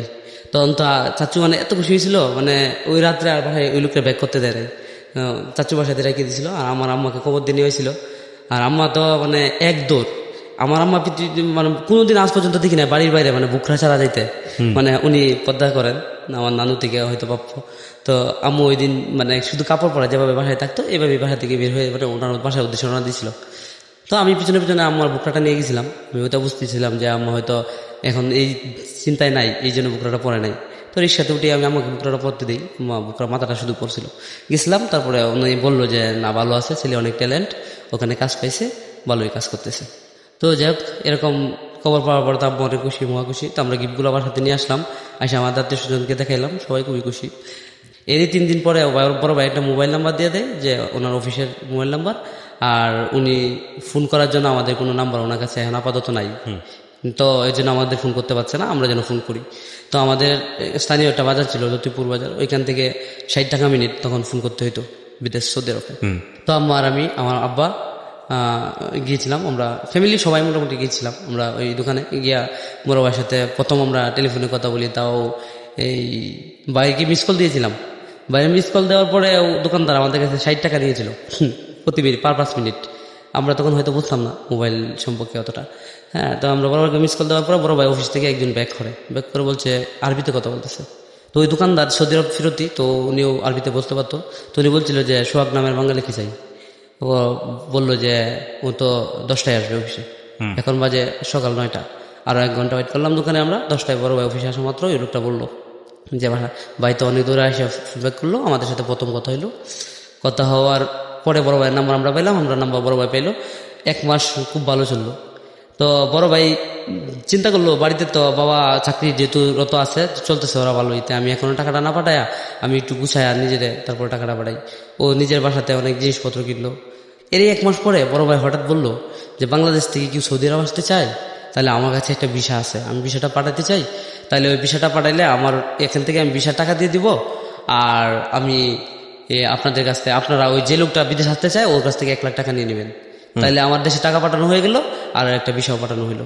তো আমি যদি একটা ভিসা পাঠাইতে পারি বাংলাদেশে, তাহলে আমার অনেক মানে ইনকাম হবে, বা আমার মাধ্যমে বাংলাদেশ থেকে একটা লোক আসলো। তো আমার এক চাচাতো ভাই এটা শুনে রাজি হলো, ওর সমবয়সী ছিল, ওর সাথে খেলাধুলা করতো। ওই ছেলেটা তেমন পড়াতে মনোযোগী ছিল না, তো ওর বাবা রাজি হয়ে গেলো যে ওরা বিদেশ পাঠাবো। ও 1 লক্ষ টাকা দিয়ে ভিসা কিনে, 1 লক্ষ টাকা দিয়ে ভিসাটা কেনার পরে ওইখানকার যে আছে আপনার এই যার কাছ থেকে ভিসাটা কিনে ওই অফিসের দারোয়ান ছিল, ওই দারোয়ানের মাধ্যমে ভিসাটা বড় ভাই কিনছিল সৌদি আরবের দারোয়ানের মাধ্যমে। তো 1 মাস হয়ে যাওয়ার পরেও বড় ভাইকে বিষয়টা দিতেছিল না, মানে ঘুরাইতেছিল, আজকে না কালকে পরশু না তরশু এভাবে ঘুরাইতেছিল। আর এই পাশ থেকে 1 লক্ষ টাকা ওই চাচা আমাদের দিয়ে দিয়েছিল, দিয়ে দেওয়া 1 লক্ষ না ঠিক আরো কিছু কম হবে এরকম টাকা আমাদেরকে দিয়ে দিয়েছিল ভিসা বাবদ। তো আমরা ও বড় ভাই মোটামুটি চাচাতো ভাইটা কমপ্লিট মেডিকেল ডেলিভারি করে ও যাবে বিদেশ, আর এদিকে বড় ভাই বিষয়টা পাঠাবে। এর মধ্যে বিষয়টা যখন বড় ভাইকে দিতেছে না, আমরা বাংলাদেশ থেকে বড় ভাইকে খুব প্রেশার ক্রিয়েট করতেছিলাম যে ওরা যেহেতু আমাদের টাকাটা দিয়ে দিচ্ছে, ওরা তো খুব তাকদা করতেছে, তুমি বিষয়টা পাঠাচ্ছ না কেন। তো বড় ভাই বিষয়টা পাঠানোর জন্য চেষ্টা করতে চাইলেও চর্চা করে পারতেছিল না, কারণ ওই লোকটা বড় ভাইকে ঘুরে দিয়েছিল। তো এক পর্যায়ে বড় ভাই রাগান্বিত হয়ে, ও তো দেশে থেকে অনেক রাগ ছিল, রাগান্বিত হয়ে ওই লোকের সাথে হাতাহাতি হয়। সৌদি আরবের স্থানীয় লোক ছিল বেবি, ওই লোকটার সাথে হাতাহাতি হওয়াতে ওই লোকটা বড় ভাইয়ের আকামাটা নিয়ে গিয়া তো পুলিশকে ইনফর্ম করে যে বাংলাদেশ থেকে একটা ছেলে আছে অমুক রুটে, ওর কাছে আকামা নেয়, অত বড় অবৈধ। তো বড় ভাইকে নিয়ে প্রথমেই জেলে পুলিশ এসে ধরে নিয়ে যায় ওখানকে। আপনার ভাই অবৈধ ছিল? হ্যাঁ, অবৈধ ছিল না, বড় ভাইকে অবৈধ করে দেওয়া হয়েছে প্রতিশোধ নেওয়ার জন্য। বড় ভাই কেন ওই লোকের উপরে হাত, যে সময়টাতে বলছে যে উনি অবৈধ, সেই সময়টাতে কি উনি কাগজপত্র অবৈধ ছিলেন নাকি এমনিতে এটা মিথ্যা কথা? মিথ্যা কথা না, কাগজপত্র সব বৈধ ছিল, কোনো আকামা ছিল না, আকামাটা ও কেড়ে নিয়ে গেছিল। সামহাও একটা ট্র্যাপে পড়েছে সে। হ্যাঁ, তারপরে বড় ভাইয়ের কাছ থেকে যখন আকামাটা নিয়ে যাওয়া হলো, তখন বড় ভাই অমুক নাম্বার রুটে ওই অবৈধভাবে আছে এরকম ইনফর্ম করা হয়েছে বড় ভাইয়ের প্রতি। তো ইনফর্ম করার পরে বড় ভাই পুলিশ আসলে পরে পুলিশে ওকে নিতে চায় গাড়িতে ওঠায়। তো ও বুঝতেছিল না যে পুলিশের সাথে ওই সময় গেলে হয়তো ভালো হইতো, পুলিশের সাথে ও যাইতে চাইতেছিল না, খুব জোরে জোরে করলো পুলিশের সাথে। এতে পুলিশ আরও বিরক্ত হইলো, পুলিশ বিরক্ত হয়ে এক পর্যায়ে তো নিয়ে গেল জেলখানাতে। নিয়ে যাওয়ার পরে ওর নামে অনেক রাগান্বিত হয়ে পুলিশ সুপারের কাছে বিচার দিল, ছেলেটা বাংলাদেশ থেকে আসছে, অনেক রুক্ষ, ও এরকে মারামারি করছে। তো পুলিশ সুপারের ডিসিশন এটা ছিল যে ওর মাথাটা নেড়া করে বাংলাদেশে পাঠায় দাও। আর ঠিক তেমনটাই হইলো। বড় ভাইয়ের সাথে একটা ফোন ছিল নোকে, আর একটা মোবাইলের চার্জার ছিল সৌদি আরবের, আর বাসাতে যে ছিল অনেক টাকার জিনিস কিনছিল, সে প্রায় 2 লাখ টাকা প্রায় সামথিং এরকম টাকার জিনিসপত্র কিনেছিল, মোটরসাইকেল সহ। এগুলো কোনোটাই তার সাথে ছিল না, আর আনারও কোনো সুযোগ ছিল না। সে চলে আসছিল আর কি। হ্যাঁ, এভাবে চলে আসছিল। কয় বছর পরে আসে? 6 মাস। মাত্র 6 মাসের মাথায় চলে আসে। কত টাকা ইনভেস্ট হয়েছিল? আমাদের 1,20,000 টাকা ইনভেস্ট হয়েছিল। ওকে। তারপর ভাই বিদেশ থেকে বাংলাদেশ চলে আসলো। চলে আসার পরে তো মোটামুটি ভাই বেকার, তো পড়ালেখাটা আর হলো না। পড়ালেখাটা যেহেতু জীবন থেকে অনেকটি দিন চলে গেছে, তো আর পড়ালেখাতে মনোযোগও নাই ওর। তো মা আবার বলছিল যে তুই আবার পড়ালেখা শুরু কর, ভর্তি হ স্কুলে বা কোনো কলেজে, মাদ্রাসায় ভর্তি হয়ে যায়। মাদ্রাসা থেকে তখন 9-এ পড়লে খুব সহজে পাস করা যেত, খুব কম পড়ালেখা করে। তো ভাইয়া বললো যে না, আমি আবার বিদেশ যাব। তো ভাই আবার বিদেশ যাবে, আবার বিদেশ যাওয়ার জন্য সে প্রস্তুতি নিতে চাইছিল। তো বাবা কেন জানি আবারও তার বিদেশ পাঠাবে এরকম রাজি আবার। তো বাবা আবারও বিদেশ পাঠাবার জন্য প্রস্তুতি নিচ্ছে। তো প্রস্তুতি দেওয়ার পর বাবা বিদেশ যখন ওরা পাঠাবে, তখন বাবা চিন্তা করলো যে এখন আর সৌদি আরব না, এখন অন্য আর একটু ভালো কোনো রাষ্ট্রে পাঠাবো, 2 টাকা আমার বেশি ইনভেস্ট হলেও যেন অ্যাক্সিডেন্ট না হয়, আর দ্বিতীয়ত কোনো একটা হাতের কাজ শিখায় পাঠাবো। তো এই সূত্র আমাদের এলাকাতে একটা দালাল টাইপের লোক ছিল, উনি প্রায় মনে হয় আমাদের এলাকা থেকে 1-1.5 লোক বিদেশে পাঠাইছে। তো উনি সফল দালাল। এই সূত্র অনুসারে ওনার সাথে আবার বাবার চুক্তি হয় যে বিল্ডিং এর ভিতরে যে পাইপ ঢুকায় আপনার পানির লাইন করে, এটাকে আপনার ড্রেসিং ট্যাঙ্কি কাজ বলে, ওই কাজটা ভাইয়াকে শেখানোর জন্য এই কাজের উপরে ভাই বিদেশ যাবে। তো এই কাজের ভাই 6 মাস 1 বছর ট্রেনিং করে। আর এই 1 বছর ভাই যে ট্রেনিং করে, ওই ভাইয়ের সাথে 170 জন লোক ছিল। এই 170 জনের মধ্যে 70 জন ছিল সৌদি আরব যাবে, আর এই 70 জনকে ভাই ভাষা শিখাইতো, সৌদি আরবে ভাষা শিখাইতো, আর উনি ট্রেনিং করতো। আর এই ট্রেনিং করার ফলে ওনাকে কোনো ফ্রি দিতে হতো না, যেহেতু ওনাদেরকে ভাষা শিখাইতো, সেই অনুসারে দালালোকে ফ্রি করে দিয়েছিল। তো ভাই এভাবে 1 বছর পর ট্রেনিং দেওয়ার পরে আমাদের 2 লাখ টাকা আবার দিতে হবে। প্রথমে এভাবে কন্ট্যাক্ট হয়েছিল, 2 লাখ টাকা বড় ভাই দিবে, সিঙ্গাপুর যাবে, এখন সিঙ্গাপুর যাবে, 2 লাখ টাকা দিবে দালালকে। আর আপনার এই বাকি আরও 3 লাখ টাকা দিতে হবে, 5 লাখ টাকা লাগবে। তো বাকি 3 লাখ টাকা বিদেশ যাওয়ার পরে দিবে বাবা, এরকম কন্ট্রাক্টটা ছিল।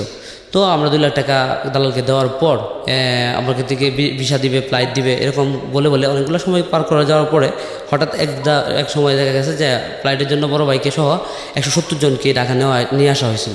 এটা কি আপনি ওনার যে মানে সৌদি আরব যাওয়ার গল্প বলতেছেন? না, যাওয়ার পরে আবার আসার পরে আবার উনি বিদেশ যাওয়ার জন্য উদ্বুদ্ধ হলো, আবার বাবাও রাজি হলো। তখন বাবা জমি বিক্রি করে 2 লক্ষ টাকা ওই দালালকে দিল যে সিঙ্গাপুর নেওয়ার জন্য ওনাকে আবার আপনার এই 2 লক্ষ টাকা দিয়ে দিল নগদই, আর ভাই যখন বিদেশ যাবে তখন আর 3 লাখ টাকা পে করতে হবে, এভাবে কন্ট্রাক্টটা হয়েছিল ওই দালালের সাথে। তো ওই দালালে নিচ্ছিল ভাইয়া সহ 70 জন যাবে সিঙ্গাপুরে, তো 70 জনই ভাইয়ের মতো 2 লক্ষ টাকা দিয়েছিল। তো যেদিন ভাইয়ের ফ্লাইট ছিল, ঢাকাতেও আসছিল উনি ফ্লাইটে ওঠার জন্য, এই দিনের পর থেকে আর ওই দালালকে পাওয়া যায় না। আর ওনার যে আমাদের এলাকাতে ল্যান্ড প্রপার্টি ছিল, এটা প্রায় মনে হয় 50 লক্ষ টাকার মতো ছিল, এরকম একটা অ্যামাউন্ট ছিল তার আমাদের এলাকাতে। এটা ব্যাংকের কাছে উনি দায়বদ্ধ রেখেছিলেন এর আগেই। অতপর উনি পালায় যাবে এটা তারা হয়তো দীর্ঘ পরিকল্পিত ছিল, পরিকল্পনা ছিল। তো এরকম 70 জনের টাকা নিয়ে ও উদা হয়ে যায়। তো আমরা আজ পর্যন্ত তার কোনো হদিশ পাইনি। পরে আমরা অবশ্যই ওর বাড়িটা বিক্রি করার পরে আমরা কোনো টাকা পাইছিলাম না, জমি টমি কিছু বিক্রি করার পরে ব্যাংকের কাছে দায়বদ্ধ ছাড়া যা ছিল এর মধ্যে থেকে আমরা মাত্র 20,000 টাকা বাকি পাইছিলাম 70 জনের মধ্যে। তো এভাবে একটা দুর্জয় শুরু হইলো সংসারের মধ্যে। সব হাহাকার। বড় ভাই 2বার বিদেশ থেকে ব্যর্থ হইলো, একবার 2 লক্ষ টাকা দালালকে দিয়ে ব্যর্থ হইলো, একবার 1,20,000 টাকা দিয়ে বিদেশ গিয়া, সৌদি আরব গিয়া।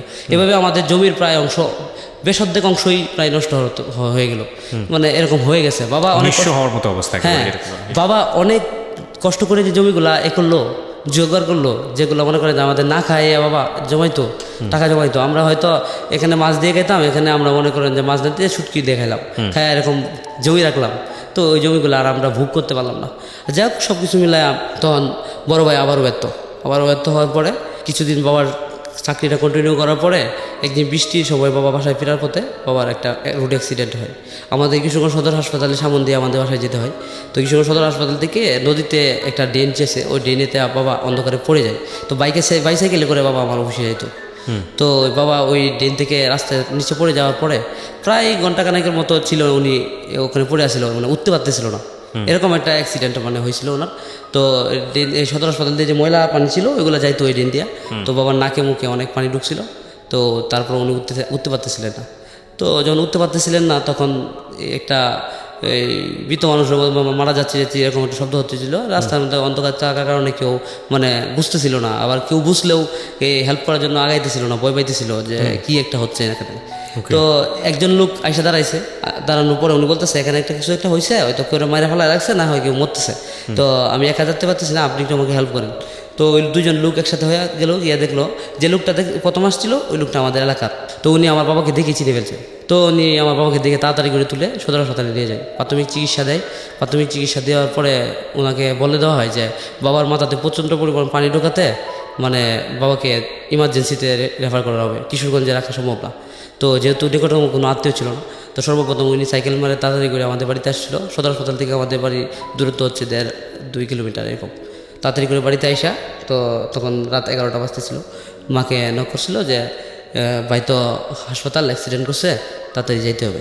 তো বড় ভাই আর মা গেল, আমরা বাসাতেই ছিলাম।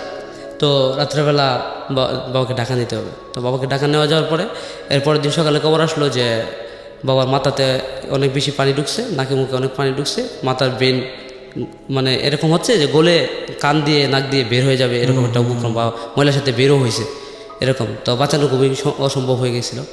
তো অনেক টাকা মানে মোটামুটি প্রায় 2-2.5 লাখ টাকা তখনকার সময়ের খরচ করার পর বাবা ভালো হয়েছে। তবে এমন ভালো হয়েছে যে ওনার স্মৃতিশক্তিটা আগের মতো আর নাই, মানে উনি সেন্সলেসের মতোই প্রায়। উনি সকালে যে একটা কাজ করে ওইটা বিকালে আর মনে রাখতে পারে না। তো বাবার এরকম হয়ে যাওয়ার পরে বাবাকে আর চাকরিতে রাখা হয় না। তো বাবা চাকরিটা চলে যায়, বড় ভাই বিদেশ থেকে চলে আসে।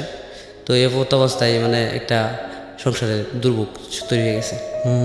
তো এরকম একটা সিচুয়েশনে বাবা ফিরে আসলো আমাদের মাঝে। আমরা চাইছিলাম যে আমাদের সব জমিও যদি চলে যায় তারপর আমাদের বাবা ফিরে আসুক, কারণ যেহেতু আমাদের বাবা। কারণ আমার মা ওইটাই বলতো যে বাবা যত যেমনই হোক বাবা বাবাই, বাবার অবর্তমানে বাবার গ্যাপ পূরণ করার মতো কেউ নেই। আনলে পরে আমরা বাবার যেহেতু চাকরি নাই, বড় ভাইয়ের কোনো পেশা নাই, তো কোনো অভাবের মাধ্যমে পড়ে গেলাম, মানে এমন একটা অভাবে পড়ে গেলাম জমিতে চাষ করার মতো কেউ নাই, জমিগুলো হাহাকার করতেছে। তো এই অভাবের মধ্যে থাকার কারণে আমি পরে আমার মা চিন্তা করলো যে এখন কি করা যায়। তখন কী করা যায় বলতে অভাবের মাত্রা যখন বাড়তেছিল ডে বাই ডে, তখন আমাকে আমার নানু বাড়িতে দিয়ে দেওয়া হয়েছিল। আমাকে আমার নানু বাড়িতে পাঠিয়ে দেওয়া হয়েছিল যে না আমি ওইখানে ভালো থাকি, আমি যেন ওইখান থেকে পড়ালেখা করতে পারি, আর আমার নানু বাড়িতে আমার খরচটা যেন আমার মামারাই বহন করে, এরকম আর কি। তো নানু বাড়িতে আমি চলে যাই। আর এদিকে আমার ভাই বোনেরা খুব কষ্ট করে খাওয়া নিয়ে, মানে আমাদের জমিগুলোতে দান হয় কিন্তু বাবা সুস্থ না থাকার কারণে দানের পরিমাণটা এত কম হয়, মানে আমাদের বছরের পুরো একটা কোনো রকম চলে, কিন্তু আমরা বিক্রি করতে পারি না। তো আমাদের ফিশারি ছিল একটা দোকান দিকেদের, ওইখানে ফিশারি পাড়ে কলা হইতো প্রচুর। আমাদের কলার বাগ ছিল ফিশারি ঘরে। তো ওইখান থেকে মা কলার ছড়ি বিক্রি করতেন, আর আমার মা হাঁস পালতেন বাড়িতে। তো ওই হাঁস পালতো, কলার ছড়ি বিক্রি হতো, আমাদের প্রচুর সুপারি গাছ ছিল, সুপারি গাছ থেকে সুপারি বিক্রি হতো। এভাবেই কোনো রকম মানে আমাদের বাজারের উৎসটা আসতো আর কি, কোনো রকমভাবে, মানে মানুষকে এটা ভালো বলা যায় না। তো ফসল শেষ কাটার সময় হওয়ার 1-2 মাস আগে এরকম হয়তো মানে আমাদের বাসায় আর ধান চাইল নেই, তখন মানে আমরা আরও অনেক বেশি বিপর্যয়ে পড়ে যেতাম। নানু বাসাতে যখন আমি দুপুরবেলা খাইতে বসতাম, তখন মাছ, ডাল, তরকারি বা নানান ধরনের তরকারি আয়োজন হতো, কারণ আমার মামা তখন বাইরে হাতে চাকরি করে, আর আমার ছোটো মামাটা ইন্টারমিডিয়েট শেষ করে একটা এনজিওতে চাকরি করে। নানু বাসাতে যখন আমি খাইতে বসতাম, তখন আমার মাথার মধ্যে এই তিনটা আসতো যে আমি এখন মাছের তরকারি দিয়ে ভাত খাচ্ছি, আমার মা কি দিয়ে খাচ্ছে। আমি এরকম চিন্তা করতাম। আমি মাঝে মাঝে কী করতাম, সব ভাত খেয়ে লাইতাম, কিন্তু মাছের টুকরাটা রেখে দিতাম। মাছের টুকরাটা এই কারণে আমি রেখে দিতাম, আমি এখন খাবো মাছের টুকরাটা, ওনারা তো খাই নাই মনে হয়, এরকম একটা চিন্তা আসতো। তো আমি নানুর কাছে অনেক বকাও শুনছি আমি এরকমভাবে খাইতাম বলে। আমি লোকে লোকে এভাবে খাতাম যেন আমার কান্নাগুলো নানু না দেখে। আমার কান্নাগুলো যদি নানু দেখে তাহলে আমার মার কাছে শেয়ার করবে, আমার মার কাছে শেয়ার করলে আমার মাও কান্না করবে, আর আমার মা কান্না করুক, আমি এটা চাইতাম না। আমি তখন থেকেই এটা বুঝতাম, আমার অনুধাবন ক্ষমতাটা এটুকু ছিল। যাই হোক, তো এইভাবে চলতে থাকে। এক পর্যায়ে দেখা গেছে যে আমি নানু বাড়িতে থাকি, এটা আমার মামি তেমন একটা পছন্দ করে না, ওনার মানে একটু অপছন্দের তালিকায় এটা চলে আসে। নানু অনেক রাগারাগি করে মামির সাথে আমাকে আবার রাগ করে বাড়িতে পাঠায় দেয়, যা তোর বাড়ি তুই চলে যা, তুই এখানে থাকতে হবো না, আরেকজনের এখানে থাকতে হবো না, তো তুই চলে যা, তোর মতো করে তুই চল। তো নানু বাড়িতে আমার থাকা হয়েছিল না। ক্লাস 5-এ যখন আমি উঠবো, ক্লাস 4 শেষ হয়েছিল তখন, না ক্লাস 5-এর প্রায় মাঝামাঝি সময় আমি চলে আসতে হয়েছিল। তখন আমাকে আর 5 ক্লাসে আমাদের এলাকার স্কুলে নেয় নাই, ভর্তি নেয় নাই, যেহেতু 6 মাসের মতো প্রায় প্রথম সাময়িক পরীক্ষা চলে গেছিলো। তখন আমার জীবনে আর 5 ক্লাসটা আসে নাই, আমার জীবনে 5 ক্লাসটা মিস হয়ে যায়। আমার 6-এ চলে যাই চাচার মাধ্যমে। আমি 6-এ অ্যাডমিশন নেওয়ার পরে ওই স্কুলে ড্রেস বানাইতে হইব, তো মার কাছে ড্রেস বানানোর কোনো টাকা ছিল না। তো স্কুলে ড্রেস ছাড়া যদি যাইতাম তাহলে স্যারেরা অনেক মারত। আমার সব ফ্রেন্ডেরাই ড্রেস বানায় এনেছিল। আমি ক্লাসের সবার লাস্টের বেঞ্চে গিয়ে লুকায় বসতাম, কারণ স্যারেরা যেন চুকে না পড়ে যে আমার পড়ানোর ড্রেস নেই। কিন্তু স্যারেরা চুক তো আর ফাঁকি দেওয়া যেত না, কারণ আমাদের ক্লাসরুমে তেমন ছাত্র ছিল না, প্রায় 25-30 জন ছাত্র ছিল। তো স্যার দেখতো যে আমার পড়ানোর ড্রেস নাই, তো স্যার আমার ডাইকে জিজ্ঞেস করতো যে তোমার পড়ানোর ড্রেস নাই, এটা তো আমি বিলিভ করতে পারি না, কারণ তোমার ফ্যামিলিতে এরকম হওয়ার কথা না, তুমি অত অগুচল হওয়ার কথা না, তোমার পড়ানোর ড্রেস টাকা যায়। কিন্তু আমি তো স্যারের কাছে শেয়ার করতে পারতাম না যে আমার কাছে ড্রেস কেনার টাকা নাই। তো আমি আমার যে প্রাইমারি স্কুলে যে ড্রেস ছিল, আপনাদের বাসার সামনে একটা প্রাইমারি স্কুল ছিল, তো প্রাইমারি স্কুলে যে ড্রেস ছিল এই ড্রেসটাই আমাদের হাই স্কুলের সেম কালারের ড্রেস ছিল। তো আমার এক চাচাতো ভাই ক্লাস 5-এ পড়তো, তো ও অনেক উঁচা লম্বা ছিল, তার ড্রেস বানিয়েছিল ক্লাস 5-এ পড়ার জন্য। ওই ড্রেসটা ও স্কুলে না যাওয়ার কারণে রাইখে দিয়েছিল, ওটা রাজমিস্ত্রি কি জানি কাজে গেছিল গা, ও আর পড়ালেখা করে না। তো ওর ড্রেসটা মা একদিন আমাকে এনে দিছিল। তো আমার সবার বড় বোন এসএসসি পাস করছে। এসএসসি পাস করার পরে আমাদের এলাকার মধ্যে একটা ব্রাক থেকে একটা সংস্থা আসছে, এটা পাঠাগার, মেয়েদেরকে এলাকার মেয়েদেরকে স্কুল টাইমের পরে বিকালবেলা এই নানান ধরনের শিক্ষা দেওয়া হয়, পারিবারিক শিক্ষা, সামাজিক শিক্ষা। এই বইগুলোর মাধ্যমে ব্রাক থেকে দেয় বইগুলো, ওইগুলো আমার বোন পড়ে পড়ে ওদেরকে শোনাবে, এরকম ছিল আমার বোনের কাজ। আর এই স্কুলে বোন চাকরি নেই, আমাদের এই যেন একটু সচ্ছলতা ফিরে আসে, বোন যেন একটু হেল্প করতে পারে আমাদেরকে এরকমভাবে। আর ওই ভাইটা তেমন কোনো কাজে যাইতো না, ও খুব ছিল, অলস টাইপের ছিল। আজকে হয়তো ভাই আমার গল্পটা যদি কোনো সময় শুনে তাহলে হয়তো মনে কষ্ট পেতে পারে, ভাইকে আমি কষ্ট দেওয়ার জন্য বলছি না। হ্যাঁ ভাই, তোমার আপনি আসলে সিনারিওটা বলছেন যে কি কারণে আমার ফ্যামিলি সাপোর্ট করেছে, কি কারণে আমার ফ্যামিলিতে চাপ ছিল না। মা আপনার হাঁস ফালতো, হাঁসের ডিমগুলোকে জমায় রাখতো, যে আমাদের পরীক্ষার অমুকের ফিস দিতে হইব, অমুকের স্কুলে বেতন দিতে হইব, অমুকের খাতা কিনে দিতে হবে, এরকম চিন্তা করে মা আলাদা করে ডিমগুলা তুলে রাখতো, একটা ঝুড়িতে জমা করে রাখতো। অমুক তারিখ ওর পরীক্ষা আসতে পারে, মা আবার জানতো, আমার সিলেবাস দেখতো, মা সিলেবাস দেখে পড়তো যে আমার সেকেন্ড সেমিস্টার পরীক্ষাটা কখন থেকে শুরু হবে, হ্যাঁ কখন আমাকে পরীক্ষার ফিসটা দিতে হবে। তখন আমরা কি করতাম, মাঝে মাঝে যখন তরকারি কম পড়তো ওইখান থেকে ডিম নিয়ে আমরা তরকারি বাজি করে খেতে চাইতাম। হ্যাঁ মা তখন বুঝাইতো আমাদেরকে, মা হয়তো চাইতো আমাদের খাইতে দিতে, কিন্তু আবার যখন চিন্তা করতো যে এখান থেকে ডিম নিয়ে নিলে তো আমার ওইটা হবে না, আমার এখান থেকে সুপারি বিক্রি করে যদি আমি এটা করে ফেলি তাহলে তো আমার ওইটা হবে না। এই জন্য মা সুপারি, ডিম, আমাদের খোলা এগুলা জমায় রাখতেন আমাদের পরীক্ষার ফিস দেওয়ার জন্য। আমাদের স্কুলে পাঠানোর জন্য। মার কাছে যে এইগুলা পাইছি ওইগুলা পাওয়ার মধ্যে আমরাও খুবই খুশি হইতাম যে দেখো আমি ঠিকই জানি না আমার অমুক তারিখ পরীক্ষা, কিন্তু মা ঠিকই মনে রেখেছে। মানে আমিও নিজে ব্যক্তিগতভাবে সারপ্রাইজ দিতাম। আমি চিন্তা করতাম যে আমার তো অমুক তারিখ স্যারকে টাকা দিতে হবে, তো আমি টাকাটা কোত্থেকে আনবো আমি চিন্তা করতাম। তো চিন্তা করে যখন এই স্যার টাকাটা চাওয়া শুরু করতো ক্লাসে, এর 1-2 দিন পরে আমি মাকে বলতাম, কারণ কীভাবে মার সাথে উপস্থাপন করতে যাব, মার কাছে তো কোনো টাকা নাই। আমি তো জানি মার কাছে কোনো টাকা নাই, মা কোনো কাছ থেকে টাকা পাচ্ছে না, কোথাও থেকে টাকা আমার আসছে না, তাহলে আমি মার কাছ থেকে টাকাটা নিব, মা তো কষ্ট পাবে, মা তো চিন্তা করবে যে আমি কোত্থেকে টাকা দিব, একটু মাকে একটা পেশা ক্রিয়েট করা হবে। তো আমি এই পেশা ক্রিয়েটটা করতে মানে মার কাছে লজ্জিত হইতাম, মানে যাইতে ভয় পাইতাম। কিন্তু আমার অন্য একটা ভাই ছিল, তো ওরা বুঝতো না, ওরা মার কাছে গিয়া অনেক কান্নাকাটি করতো টাকার জন্য, মা আজকে টাকা দিতেই হবে, এমনকি যত টাকা চাঁদা ধরতো এর চেয়ে বেশি চাইতো। ওরা এরকম ছিল, কিন্তু আমি এরকম ছিলাম। তো মা ঠিকই মনে রাখতো পরীক্ষা আছে, তো এইভাবে সুন্দর করে জমা রাখতো ডিম, চাইল্ড ডিম, এগুলো বিক্রি করে আমাদেরকে স্কুলে ফিস দিত।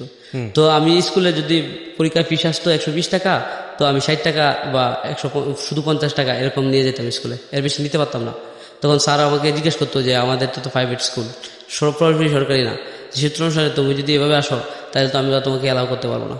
তখন আমি আমার এই চাচার কাছে বলতাম, আমার যে ম্যানেজিং কমিটির সদস্য, তখন রানিং ম্যানেজিং কমিটি ছিল না, তো সাবেক ম্যানেজিং কমিটির সদস্য ছিল, ওনার কাছে আমি বলতাম। তো উনি আমাকে একটা স্লিপ লিখে দিত, মানে এই স্লিপটা লিখে দিত যে খুবই গরিব, মানে চাচার লজ্জা লাগতো যদিও, চাচার ভাতিজা আমি, তো ওই স্লিপটা লিখে দিত যে ওই ছেলেটা দিতে পারবে না কম, তো ওকে একটু বিনা বেতনে অধ্যয়নের সুযোগ করে দেওয়া হোক।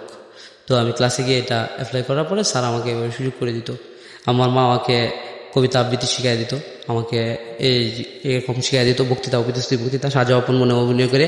আমি ক্লাস 6 থেকে 9 পর্যন্ত 4 বছরে প্রথম হয়েছি সাজা আপন মনে অনুষ্ঠানে। আমি মার অভিনয় করতাম, মার কুকার অভিনয় করতাম, মুক্তিযোদ্ধার এরকম মা শিখিয়ে দিত। এরকম অভিনয় করে করে আমি 4 বছরে প্রথম স্থান অধিকার করছিলাম, আর এতে সব সাগরের কাছে আমি খুবই প্রশংসিত ছিলাম। যাক, এক পর্যায়ে আমি যখন ক্লাস 9-এ আসি, তখন আমাদের সংসারের অবনটনটা এত পরিমাণে বেড়ে যায় যে আর সামনে আগানোর কোনো সুযোগ থাকে না। তখন আমার এক চাচা লিভার বাদাসে চাকরি করে, আমার আপন চাচা না, আমার প্রতিবেশী এক চাচা। তো ওই চাচার কাছে একদিন মা শেয়ার করছে যে ছেলেটা রেখে একটা চাকরি টুকরির ব্যবস্থা করে দিতে পারবা। আমি তো অনেক চিন্তা করছিলাম যে আমার এই ছেলেটা মাস্টার হবে, এই ছেলেটা ইঞ্জিনিয়ার হবে, কিন্তু আমি আর কেয়ার করতে পারছি না। ওর বাবা যেহেতু অ্যাবনর্মালের মতোই প্রায়, কারণ এই ফ্যামিলির দিকে তার কোনো নজর নাই। উনি কিন্তু বলতে পারে না কে কোন ক্লাসে পড়ে, কে কোথায় যায়, কে কী খায়, কে কী না খায়, এগুলা উনি এত কেয়ার করে না।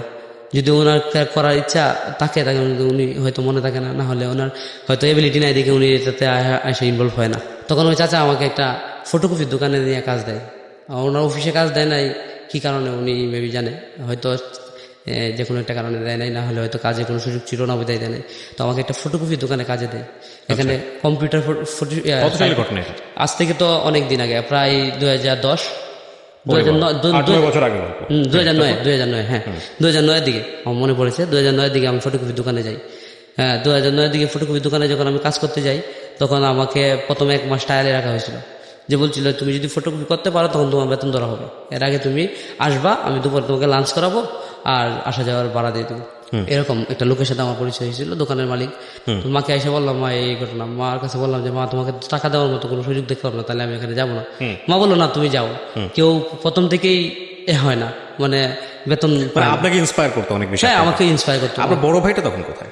বড় ভাইটা তো তখন এই আমাদের স্থানীয় একটা বাজারে আপনার একটা অরণ্য সুপার একটা বাস কাউন্টার নিয়েছিল। ও আচ্ছা, হ্যাঁ, অরণ্য সুপার করেনি তখন? না, বিয়ে সাথে তখন করেনি।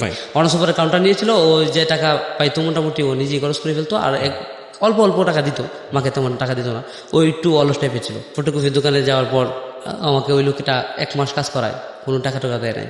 তো 1 মাস পরে আমি ছোটো ছিলাম বিদায়, মেশিনটা ছিল একটু লম্বা, তো আমি ছিলাম ছোটো, তো আমি ওই ফটোকপি মেশিনটাতে ফটোকপি করতে পারতাম না, মানে আমি ফটোকপি দেখতে পারতাম না যে কাজটা কি ঠিক করে রাখা হয়েছে জায়গার মধ্যে নাকি হচ্ছে না, এরকম। তো এই জন্য আমি ফটোকপিটা পারতাম না। তো ওই লোকটারই আরেকটা দোকান ছিল, কাপড়ের দোকান। তো উনি বললো যে তুই তো মোটামুটি লেখাপড়া হিসাব জানোস, তো আমার এখানে 3টা কর্মচারী কাজ করে, তুই ওখানে হিসাবটা দেখবি, আর যদি দোকানদারি শিখতে পারস তো এটা তো ভালো, তুই এখানে কাজ কর।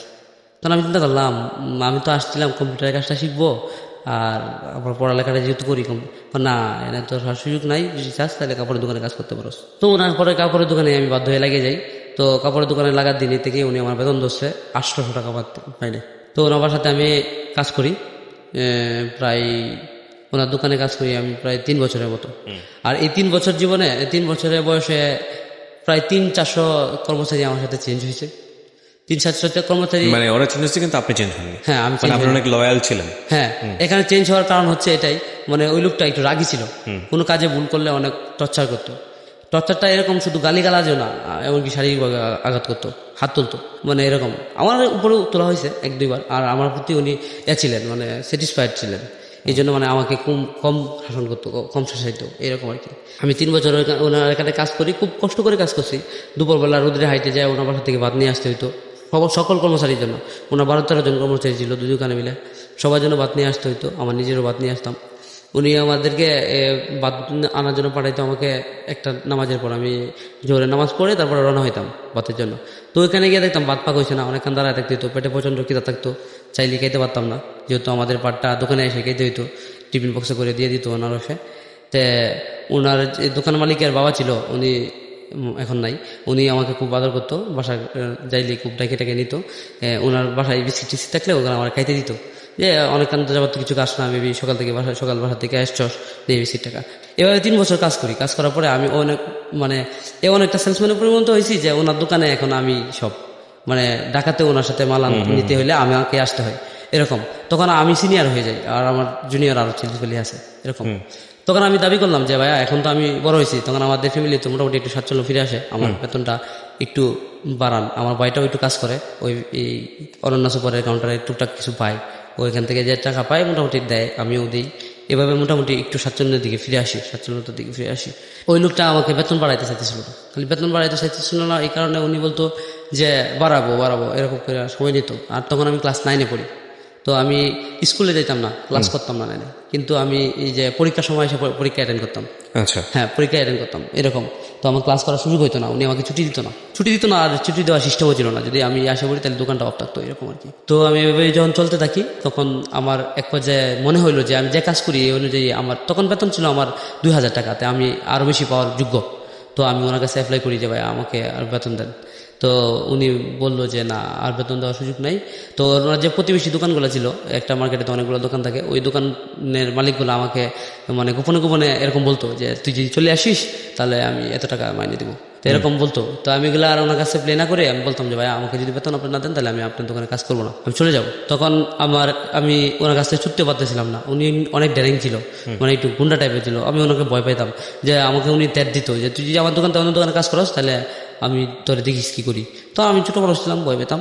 তো আমার যে নেতা চাচু ছিল, ওনার একটা ছেলে ছিল, চাচাতো ভাই, আমার কাজিন, শহরে, তো ছোটোবেলা থেকে বড়, তো ওনার সাথে তার ব্যক্তিগতভাবে একটা পরিচয় ছিল, তো উনি ওই ভাইটাকে চিনত।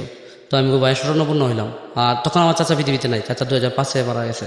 তো ভাইয়ের কাছে স্মরণাপন্ন হয়ে বলি, ভাই দেখো এই দোকানে তো আমি কাজ করতাম, এই ঘটনা, তো উনি আমার বেতনও বাড়া না, ছাড়েও না, তুই আমার সাথে, আমি দেখতেছি। ওই ভাইটা আমার নিয়ে যায় ওই লোকটাকে বলে যে হয় ভাই বেতন দেন, না হলে ওরা অন্য কোথাও কাজ করার সুযোগ করে দেন। পরে বলতেছে ভাই দেখেন আমি তো বেতনটা ওর বাড়াইতে চাই, কিন্তু এখন আমার দোকানে যে বেচা কিনাটা হয় এটা দিয়ে যদি আমি চেয়ার বেতন বাড়াই তাহলে আমি মানে পোষাতে পারবো না। তো এটা ছিল তার নাটক, অ্যাকচুয়ালি ও পোষাইতে পারতো, কিন্তু উনি চাইতো যে আমি ছোটো মানুষ, আমি টাকা দিয়ে কী করবো। উনি আমার ফ্যামিলি ম্যাটারটা এত বেশি ভিতর থেকে এসে অনুধাবন করতো না। আচ্ছা যাই হোক, পরে বড় ভাই রাগ করে আমাকে ওইখান থেকে নিয়ে যায় যে না, ও অন্য কোথাও কাজ করবে, আপনি ওর দাবি ছেড়ে দেন। তো ওই লোকটা আমাকে লাস্ট পর্যায়ে অসহায়ের মধ্যে একটু হাত বাড়াইলো আমার দিকে, হাত বাড়াই বললো যে যা ঠিক আছে, তোকে আমি ছেড়ে দিলাম, অন্য দোকানে কাজ করতে পারবে, তবে তোর প্রতি আমার একটা রিকোয়েস্ট, এই যে আমাদের শপিং মলটা আছে, এই মলের কোনো দোকানে তুই কাজ করিস না। তাকে তোর যদি আমি ওই দোকানগুলোতে দেখি, এই দোকানগুলোতে দেখি আমার খুবই কষ্ট হবে। তুই আমার চিলি এখন নাই, আমার কাস্টমারগুলো ওখানে ডাইভার্ট হয়ে কেন ছাড়লেন? মানে আপনাকে তো খুব বিশ্বাস করতো, শুধু লাভ পাওয়ার জন্য না, আমার তো ফ্যামিলি চলতেছিল না, ওই তো মানে বেশি অর্থ পাওয়ার জন্য। হ্যাঁ, সেটাই তো, আমার একটু বেনিফিট, আমার একটু এক্সট্রা স্যালারি দরকার, আমার মাকে আমি আর একটু বেশি দিতে পারতাম না, এই জন্য আমার পড়ালেখার খরচটা চালায় দেখা গেছে বাসায় দেওয়া যেত না, এই জন্য আমি ছাড়লাম। তো এর পর্যায়ে আমার আরেকটা পরিচিত ছেলে ছিল, আমাদের সাথে পাশে দোকানে চাকরি করতো, ও আমাকে স্টেশন দিয়ে মানে আমাকে বললো যে একটা দোকান আছে, তুমি যদি কাজ করতে চাও তবে আলাপ করাই দেবো অন্য মার্কেটে। তো ওই দোকানটার সাথে আমার আলাপ করাই দেয়। ওই লোকটা একটা কোচিং সেন্টার চালায়, এলিগেন্ট কোচিং সেন্টার নামে একটা মাদ্রাসা কোচিং চালায়। ওই দোকানের মালিকটা একটা পাঞ্জাবির দোকান, পাঞ্জাবি মেলা দোকানের নাম। তো ওই পাঞ্জাবি মেলা দোকানের মালিকে আপনার সকালে কোচিং করায়, বিকালে আসা দোকানে বসে। এমনকি বিকালে ক্লাস করাইলে সকালে দোকানে বসে, দোকান বন্ধ থাকে এই লোকের জন্য। তখন আমাকে বললো তুমি যদি চাও তাহলে আমি তোমাকে কন্টিনিউ দোকানে রাখবো, তুমি কত টাকা বেতন চাও? আমি 5,000 টাকা দাবি করলাম, উনি আমাকে 4,000 টাকা বেতনে রাখলেন। ওখানে আমি 2,000 টাকা পাইতাম, উনি আমাকে 4,000 টাকা বেতনে রাখলেন। আমার অবর্তমানে হয়তো ওই ছেলেটা আমার কথা অনেক প্রশংসা করেছিল যে ছেলেটা খুব সেলসে ভালো বা কথাবার্তায় খুব গোছালো। প্রথম দিন এসে আমাকে বললাম, সালাম করলাম, সালাম করে আমাকে বললাম যে মা এই কথা, আপনি তো এখন পড়ালেখার খরচ চালাও পরে আপনাকে অনেক টাকা দিতে পারবো। মা অনেক খুশি হইলো, বললো দেখো বাবা, আমি চাই না তুমি কামাই করে এনে আমার খাও, আমি চাই তুমি পড়ালেখা করে তোমার পড়ালেখার বাকি সময়টা তুমি চাকরি করো বা কোনো কিছু করে আমাকে একটু ইনকাম করে দাও, কিন্তু তুমি পড়ালেখা ক্ষতি করে কিন্তু তুমি চাকরিটা করলে আমি খুশি না।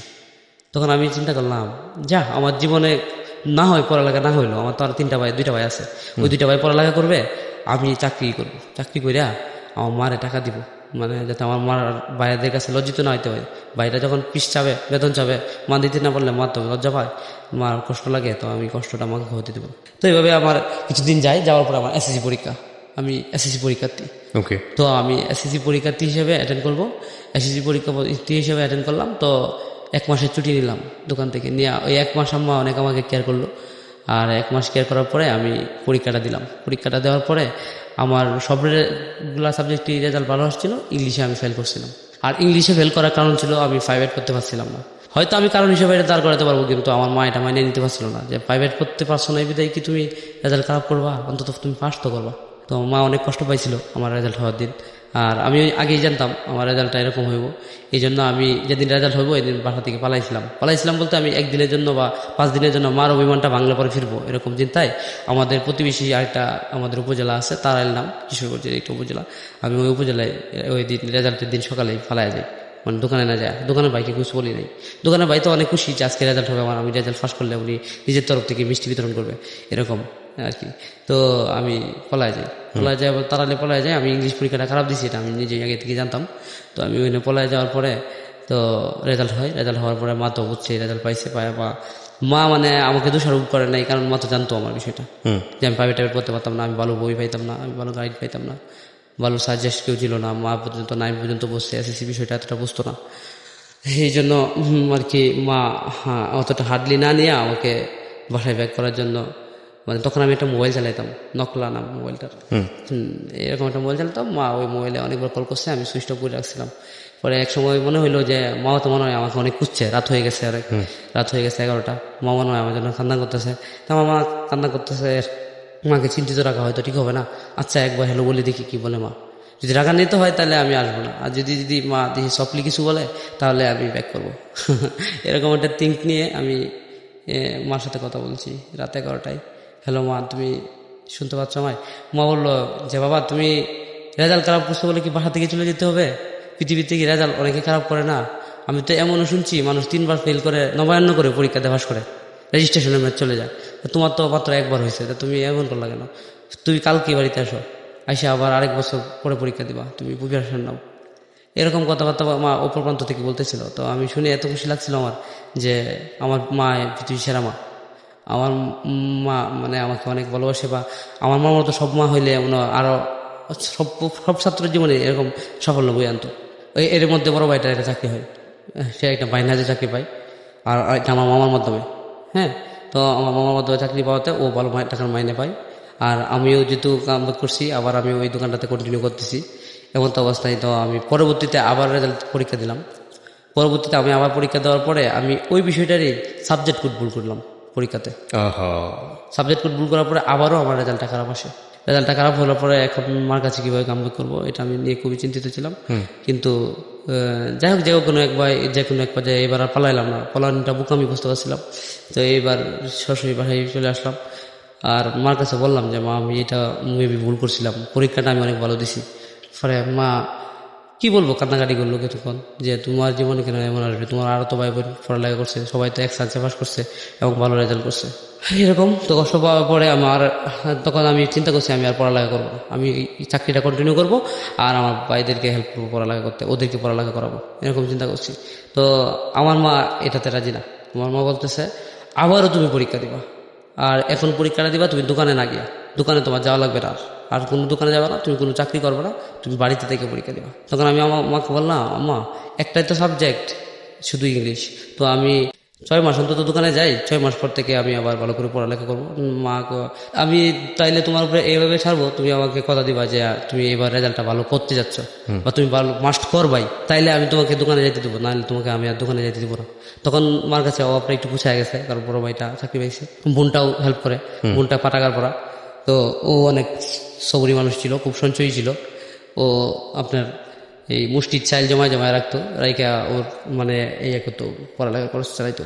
যাই হোক, তখন আমি তৃতীয়বার যখন আবার পরীক্ষা দিব এসএসসি, তখন 2012 সালে প্রথম আমি 2010-এ পরীক্ষা দিই। তো 2012 সালে পরীক্ষা দিব, তখন আমি চিন্তা করলাম যে আমি অবশ্যই সাকসেস হব।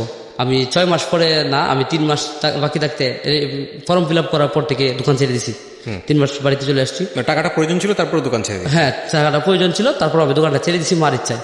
মার ইচ্ছা ছিল আমার এবারে রেজাল্টটা ভালো করতেই হবে, আর এই আমি রেজাল্ট ভালো করি, এটা আমার কাছে আমি চ্যালেঞ্জ করছি, যে কথা দিছি, চ্যালেঞ্জ ঠিক না, মাকে আমি কথা দিছি যে আমি এবার রেজাল্টটা ভালো করবো। আর মার এই অনুপ্রেরণায় আমি তৃতীয়বার, এক পর্যায়ে আমি পড়ালেখা করবোই না এরম নিয়ত করে ফেলছিলাম, কিন্তু মার অনুপ্রেরণায় আবার আমি তৃতীয়বার পরীক্ষা দিতে প্রস্তুতি নেই। এভাবে মা কষ্ট করতে করতে আমি এক পর্যায়ে পরীক্ষা অ্যাটেন্ড করলাম এবং খুব ভালো মার্কে পাস করলাম। আর এতে রেজাল্টটা তো মার জন্য। কত সালে দিলেন আপনি? 12 সালে পাস করছি। 2012 সালে এসএসসি পাস করে তারপরে আমি ওই পাঞ্জাবিওয়ালা দোকানটাতে আবার অ্যাটেন্ড করলাম। ওই লোকটা আমাকে তো চাইতো, আবার ফিরে যাইতাম আমি, আর উনিও আমাকে নিয়ে এই দোকানটা চালাইতো। তো এর মধ্যে 2012 প্লাস 13, 14, 15 পর্যন্ত আমি ওনার দোকানে কাজ করি আর পড়ালেখা কন্টিনিউ করি, ইন্টারমিডিয়েট করি। আমি ইন্টারমিডিয়েটে এক্সান্সে পাস করি আর ইন্টারমিডিয়েটে খুব ভালো রেজাল্ট করি, আর এটার পিছনেও মার অবদান ছিল। আর ওই লোকটা আমাকে কলেজে মানে খরচটা বহন করতো, ওই মালিকে আমার কলেজে খরচটা বহন করতো। মা শুধু আমাকে সাপোর্ট দিয়ে যেত যে পড়ো। আর এইভাবে পড়তে পড়তে ইন্টারমিডিয়েটটা আমি পাস করি 2014 সালে। 2014 সালে ইন্টারমিডিয়েট পাস করার পর আমি আপনার এতে এই টপ 10-এর একটা নিয়োগ দেখি। টপ 10 একটা প্রাইভেট কোম্পানি, সারা বাংলাদেশে তার একটা 46টা শাখা আছে। ওইটার মালিকটা আমাদের কিশোরগঞ্জেরই, টপ 10। তো ওই কিশোরগঞ্জের মালিকের দোকান টপ 10। তো এখানে একটা সার্কুলার আসে, আমাদের কিশোরগঞ্জে একটা টপ 10 মাঠ নামে একটা শাখা হবে, এখানে কোম্পানির শোরুম, এখানে বেশ কয়েকজন লোক নিয়োগ দিবে। তো টপ 10-এর যে আগে একটা ছোট্ট দোকান ছিল টপ 10-এর কিশোরগঞ্জে, ওখানে যারা কাজ করতো ওদের সাথে আমার একটা ভাই-ভাইদের সম্পর্ক ছিল, যেহেতু আমি সেলসের সাথে জড়িত ছিলাম। ওনারাও সেলস করতো, প্রোডাক্ট সেল করতো, কাপড় টাপড় সেল করতো, ওনাদের সাথে একটা ভাই-ভাইদের সম্পর্ক ছিল। ওনাদের মাধ্যমে আমি ওইখানে অ্যাপ্লাই করি যে কীভাবে করতে হবে। তো আমি ওখানে অ্যাপ্লাই করি। তো অ্যাপ্লাই করার পর আমি আপনার এইখানে চান্স পাই, এই টপ 10 মাঠে ইন্টারভিউর মাধ্যমে আমি চান্স পাই। আর ইন্টারভিউয়ের দিন আমি যেদিন আসবো, তখন মার কাছ থেকে জানতে চাইছিলাম যে মা, আমি যদি নার্ভাস হয়ে যাই তখন কি করব। তো উনি বলতেছিল যে নার্ভাস তুমি হবা না, নার্ভাস যদি হও তাহলে তো কাজে তুমি অ্যাটেন্ড করতে পারবে না, তুমি ফেল হবা। তুমি নার্ভাস যেন না হও, এই জন্য তুমি সবসময় আল্লাহর নামটা স্মরণ রাখবা। আর তুমি দ্বিতীয়ত হচ্ছে এই আগে থেকে প্রিপারেশন নিয়ে রাখবা, তোমাকে যখন ডাকা হবে এর আগে থেকে তুমি কিভাবে কথা বলবা, আর যে তোমাকে ইন্টারভিউ নেবে তার মোটিভেশন বুঝে তুমি কথা বলবা, যে উনি কি জানতে চাচ্ছে। তুমি আগে বারে নানানভাবে মা আমাকে সাজেস্ট করে দিল। তো মা তখন থেকে মা বুঝতে পারতো যে কীভাবে আমি ওইভাবে গিয়া ইন্টারভিউটা অ্যাটেন্ড করলাম। তো আমি অ্যাটেন্ড করার পরে আমার এখানে কাজ করার আমি সুযোগ পাইলাম। সুযোগ পাওয়ার পরে তো ভালো, প্রাইভেট কোম্পানি একটা টপ 10। তো এখানে আমার বেতন ধরা হয়েছে প্রথমে 8,000 টাকা। এটা 2015-তে আমি ঢুকি, 8,000 টাকা বেতনে টপ 10 মাঠে। টপ 10 মাঠ আমাদের কিশোরগঞ্জ শাখায়। ওখানে আমি 2015-তে যখন ঢুকি, তখন আমার বড় বোন দুটার বিয়ে হয়ে যায়। বড় বোনটার বিয়ে হয় আমি টপ 10-এ ঢোকার 1 মাস আগে। আপনার বাবার কথা কি বলছিলেন? বাবা কি মারা গিয়েছেন? না, বাবা মারা যায় না, বাবা আছে, অসুস্থ অবস্থায় হলো, এখনো আছে। হ্যাঁ আছে, কিন্তু বাবা এখনো বুঝে আমি সজীব, আমি কামাই করতেছি, আমি এটা করতেছি না, এটা করতেছি, এটা বুঝে, কিন্তু আজকের কথা কালকে মনে রাখতে পারে না, এরকম একটা অবস্থা আছে। হ্যাঁ এরকম। এবং আপনারা কি বাবাকে এই অবস্থায় বাবাকে সাপোর্ট দিচ্ছেন? বাবার যেটা হ্যাঁ, বাবা আমাদেরকে এখন এতটা ফেভার করে, এখন মানে মার মতো বাবাও আমাদের অপেক্ষায় থাকে যে রাত্রে আমরা কখন ফিরবো, কি করব। যদিও ছোটবেলা বাবার কাছ থেকে অনেক শাসন ভরা চোখ দেখতাম বাবার, আমার বাবাকে। এটা একটা, আজকের এই গল্পটা আপনারা যারা শুনছিলেন, আমি যেটা বলবো, এটা একটা স্রোতহীন একটা বদ্ধ গল্প। এবং এই গল্পে সাধারণত জীবন গল্পে যে পরিমাণ মার কাট একটা রমরমা সিনেমাটিক এনভায়রনমেন্ট থাকে, সেটা নাই। গত গল্পেও কিন্তু এরকম একটা ছিল না। এবং এই শান্ত জীবনগুলো আমাদের সবার জীবনের সাথেই মোটামুটি কম বেশি মিলে যায়। কেন এই গল্পটা আমি প্রচার করলাম, তার আগে আমি ওকে জিজ্ঞেস করতে চাই, আপনি তো এখন পেশাতে আছেন, পয়সা রোজগার করছেন, আপনার ভাইও পেশাতে আছে, মোটামুটি সচ্ছল একটা পরিবার। বাবা এরকম অবস্থায় থাকলেও আপনাদের পরিবারে একটা শান্তি আছে, এটা আমি যেটা বুঝতে পারছি আগের তুলনায়। তো আপনি গল্পটা কেন বললেন? আমি গল্পটা এখানে বললাম এই কারণে যে বাবাদের সন্তানের সাথে কেমন সম্পর্ক থাকা উচিত। আমাদের ছোটবেলা আমরা কি গ্যাপটা পাইছি বাবার কাছ থেকে, আমরা এই গ্যাপটা পাইছি যে বাবার ভালোবাসাটা আমরা ছোটবেলা পাই নাই, আর এতে আমাদের জীবনে অন্ধকার নেমে আসছিল বাবার ভালোবাসা না পাওয়ার কারণে। আর বাবার কিছু ভুল সিদ্ধান্ত ছিল যেগুলোর কারণে আমাদের সংসারটা মানে ভেঙে যায়। আমি লিসেনারদের উদ্দেশ্যে এটাই বলতে চাই যেন পৃথিবীর কোনো বাবা যেন মানে এরকম না হয় অন্তত, যে আমার বাবার মতো। কারণ আমার বাবা শুধু ভুল সিদ্ধান্ত নিত এটাও না, আমাদের উপরে টর্চার করতো এটাও না। বাবা কিন্তু আমাদেরকে, বাবার যে দায়িত্বটা ছিল এটা কখনো পালন করতে পারে নাই, আর এই বাবার গ্যাপটা মায়ে পূরণ করতো। এটা আপনি যেটা বলেছেন, আপনার মা একটা অসাধারণ মা ছিল, সেটা আমি নিশ্চয়ই বুঝতে পারছি, কিন্তু বাবার ওই জায়গাটা থেকে দুইটা ঘটনা করতে পারতো। আপনি এটা যেটা বলেছেন সেটা উচিত না, আপনার মনে কষ্ট আছে, কিন্তু দুটো ঘটনা করতে পারতো, সেটা আজকের গল্পের একটা লেসন আমি মনে করি। একটা হচ্ছে যে আপনার মা হাল ছেড়ে দেন নাই, এবং আপনারা দুই ভাই, সেই দুই ভাই বিশেষ করে আপনি কোনো ভুল করেননি। আপনার বড় ভাই সৌদি আরবে গিয়ে ভুল করুক বা যেটাই করুক না কেন, বাংলাদেশে ব্যাক করা এবং সৌদি আরবে আবার চেষ্টা করা, আপনাদের মতো একটা ফ্যামিলি থেকে পয়সা করি ইনভেস্ট করে আবার নতুন করে দাঁড় করানোর চেষ্টা করা, এগুলো ভুল থাকলেও শেষ পর্যন্ত আপনারা একটা কিনারা করতে পেরেছেন আয় রোজগারের দিক থেকে যদি বলি, বা ফ্যামিলিটাকে একটা সম্মানের জায়গায়, পূর্বের তুলনায় একটা সম্মানের জায়গায় নিয়ে আসার জন্য, এবং সেটার পেছনে আপনার মায়ের ভূমিকা অন্যতম। কিন্তু দিন শেষে এসে এই যে বাবা এত অন্যায় করেছে, বাবা এখন বিছানায় পড়ে আছে, গতকালকে কি ঘটেছে সেটা আজকে মনে রাখতে পারে না, তারপর আপনার বাবাকে ফেলে দেননি। বাবার প্রতি সেই সম্মানটুকু আপনারা দেখিয়েছেন, আপনার মা সেই সম্মানটুকু দেখিয়েছেন। আমি এই কথাটা এই কারণেই বলছি যে সংসার যদি এতগুলো মানুষকে নিয়ে হয়, 8-10 জন মানুষ, তার মধ্যে একজন মানুষ, এক মানুষ হন এক এক রকমের, একজন মানুষ ফেইল করেন, একজন মানুষ সংসারটাকে ধরে রাখার চেষ্টা করেন, একজন মানুষ সামনে দেখেন, একজন মানুষ পেছনে টেনে ধরেন। সব কিছু মিলিয়ে এই সংসারটা হচ্ছে একটা বহুমাত্রিক যুদ্ধ, এবং এই যুদ্ধে একজন মানুষের সিদ্ধান্তের কারণে পুরো সংসারটা অনেক সময় পথে বসে যেতে পারে। বাট কেউ না কেউ শক্তভাবে হাল ধরে থাকেন, তিনি হাল ছাড়তে চান না, তিনি নিরাশ হতে চান না। আপনার মা নিশ্চয়ই খুব শিক্ষিত না?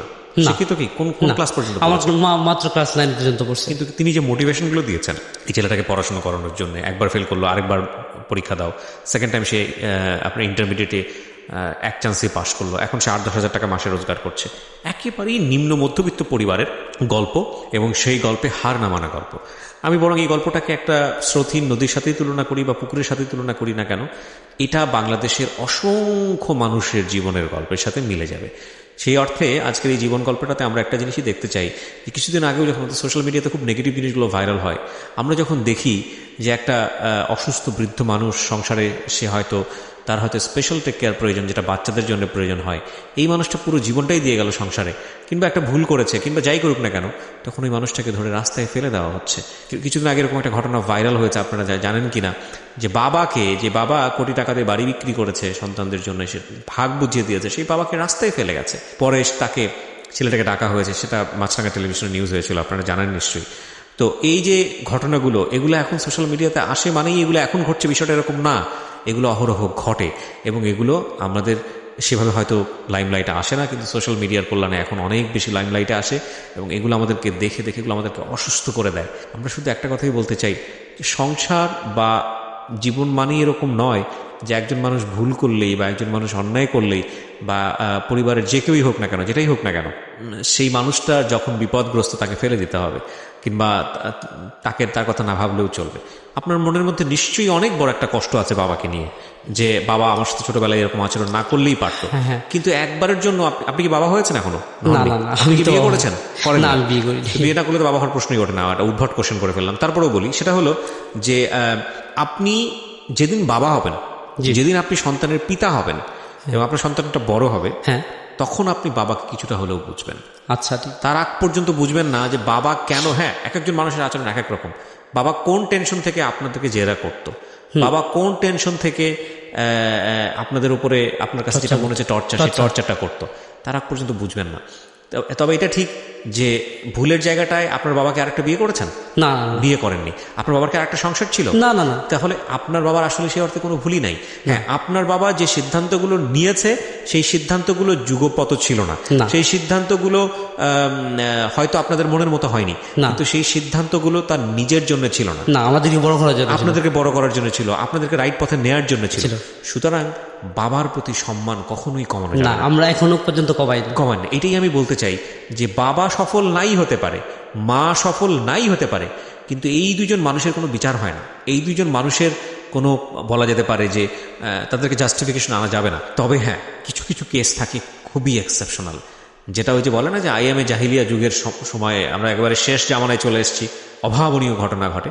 হ্যাঁ, আমাদের একটা আমি যদি ভুল না করে থাকি সম্ভবত একটা হাদিস যে সেদিন পড়ছিলাম এরকম, যে পৃথিবীতে এমন একটা সময় আসবে যখন যাকে মারা হচ্ছে, কেন মারা হচ্ছে সে বুঝবে না, যে মরে গেল সেও বুঝবে না, এবং একই সাথে যে মারছে সেও বুঝবে না তাকে কেন মারছে। সো এরকম একটা সময় আমরা বসবাস করছি।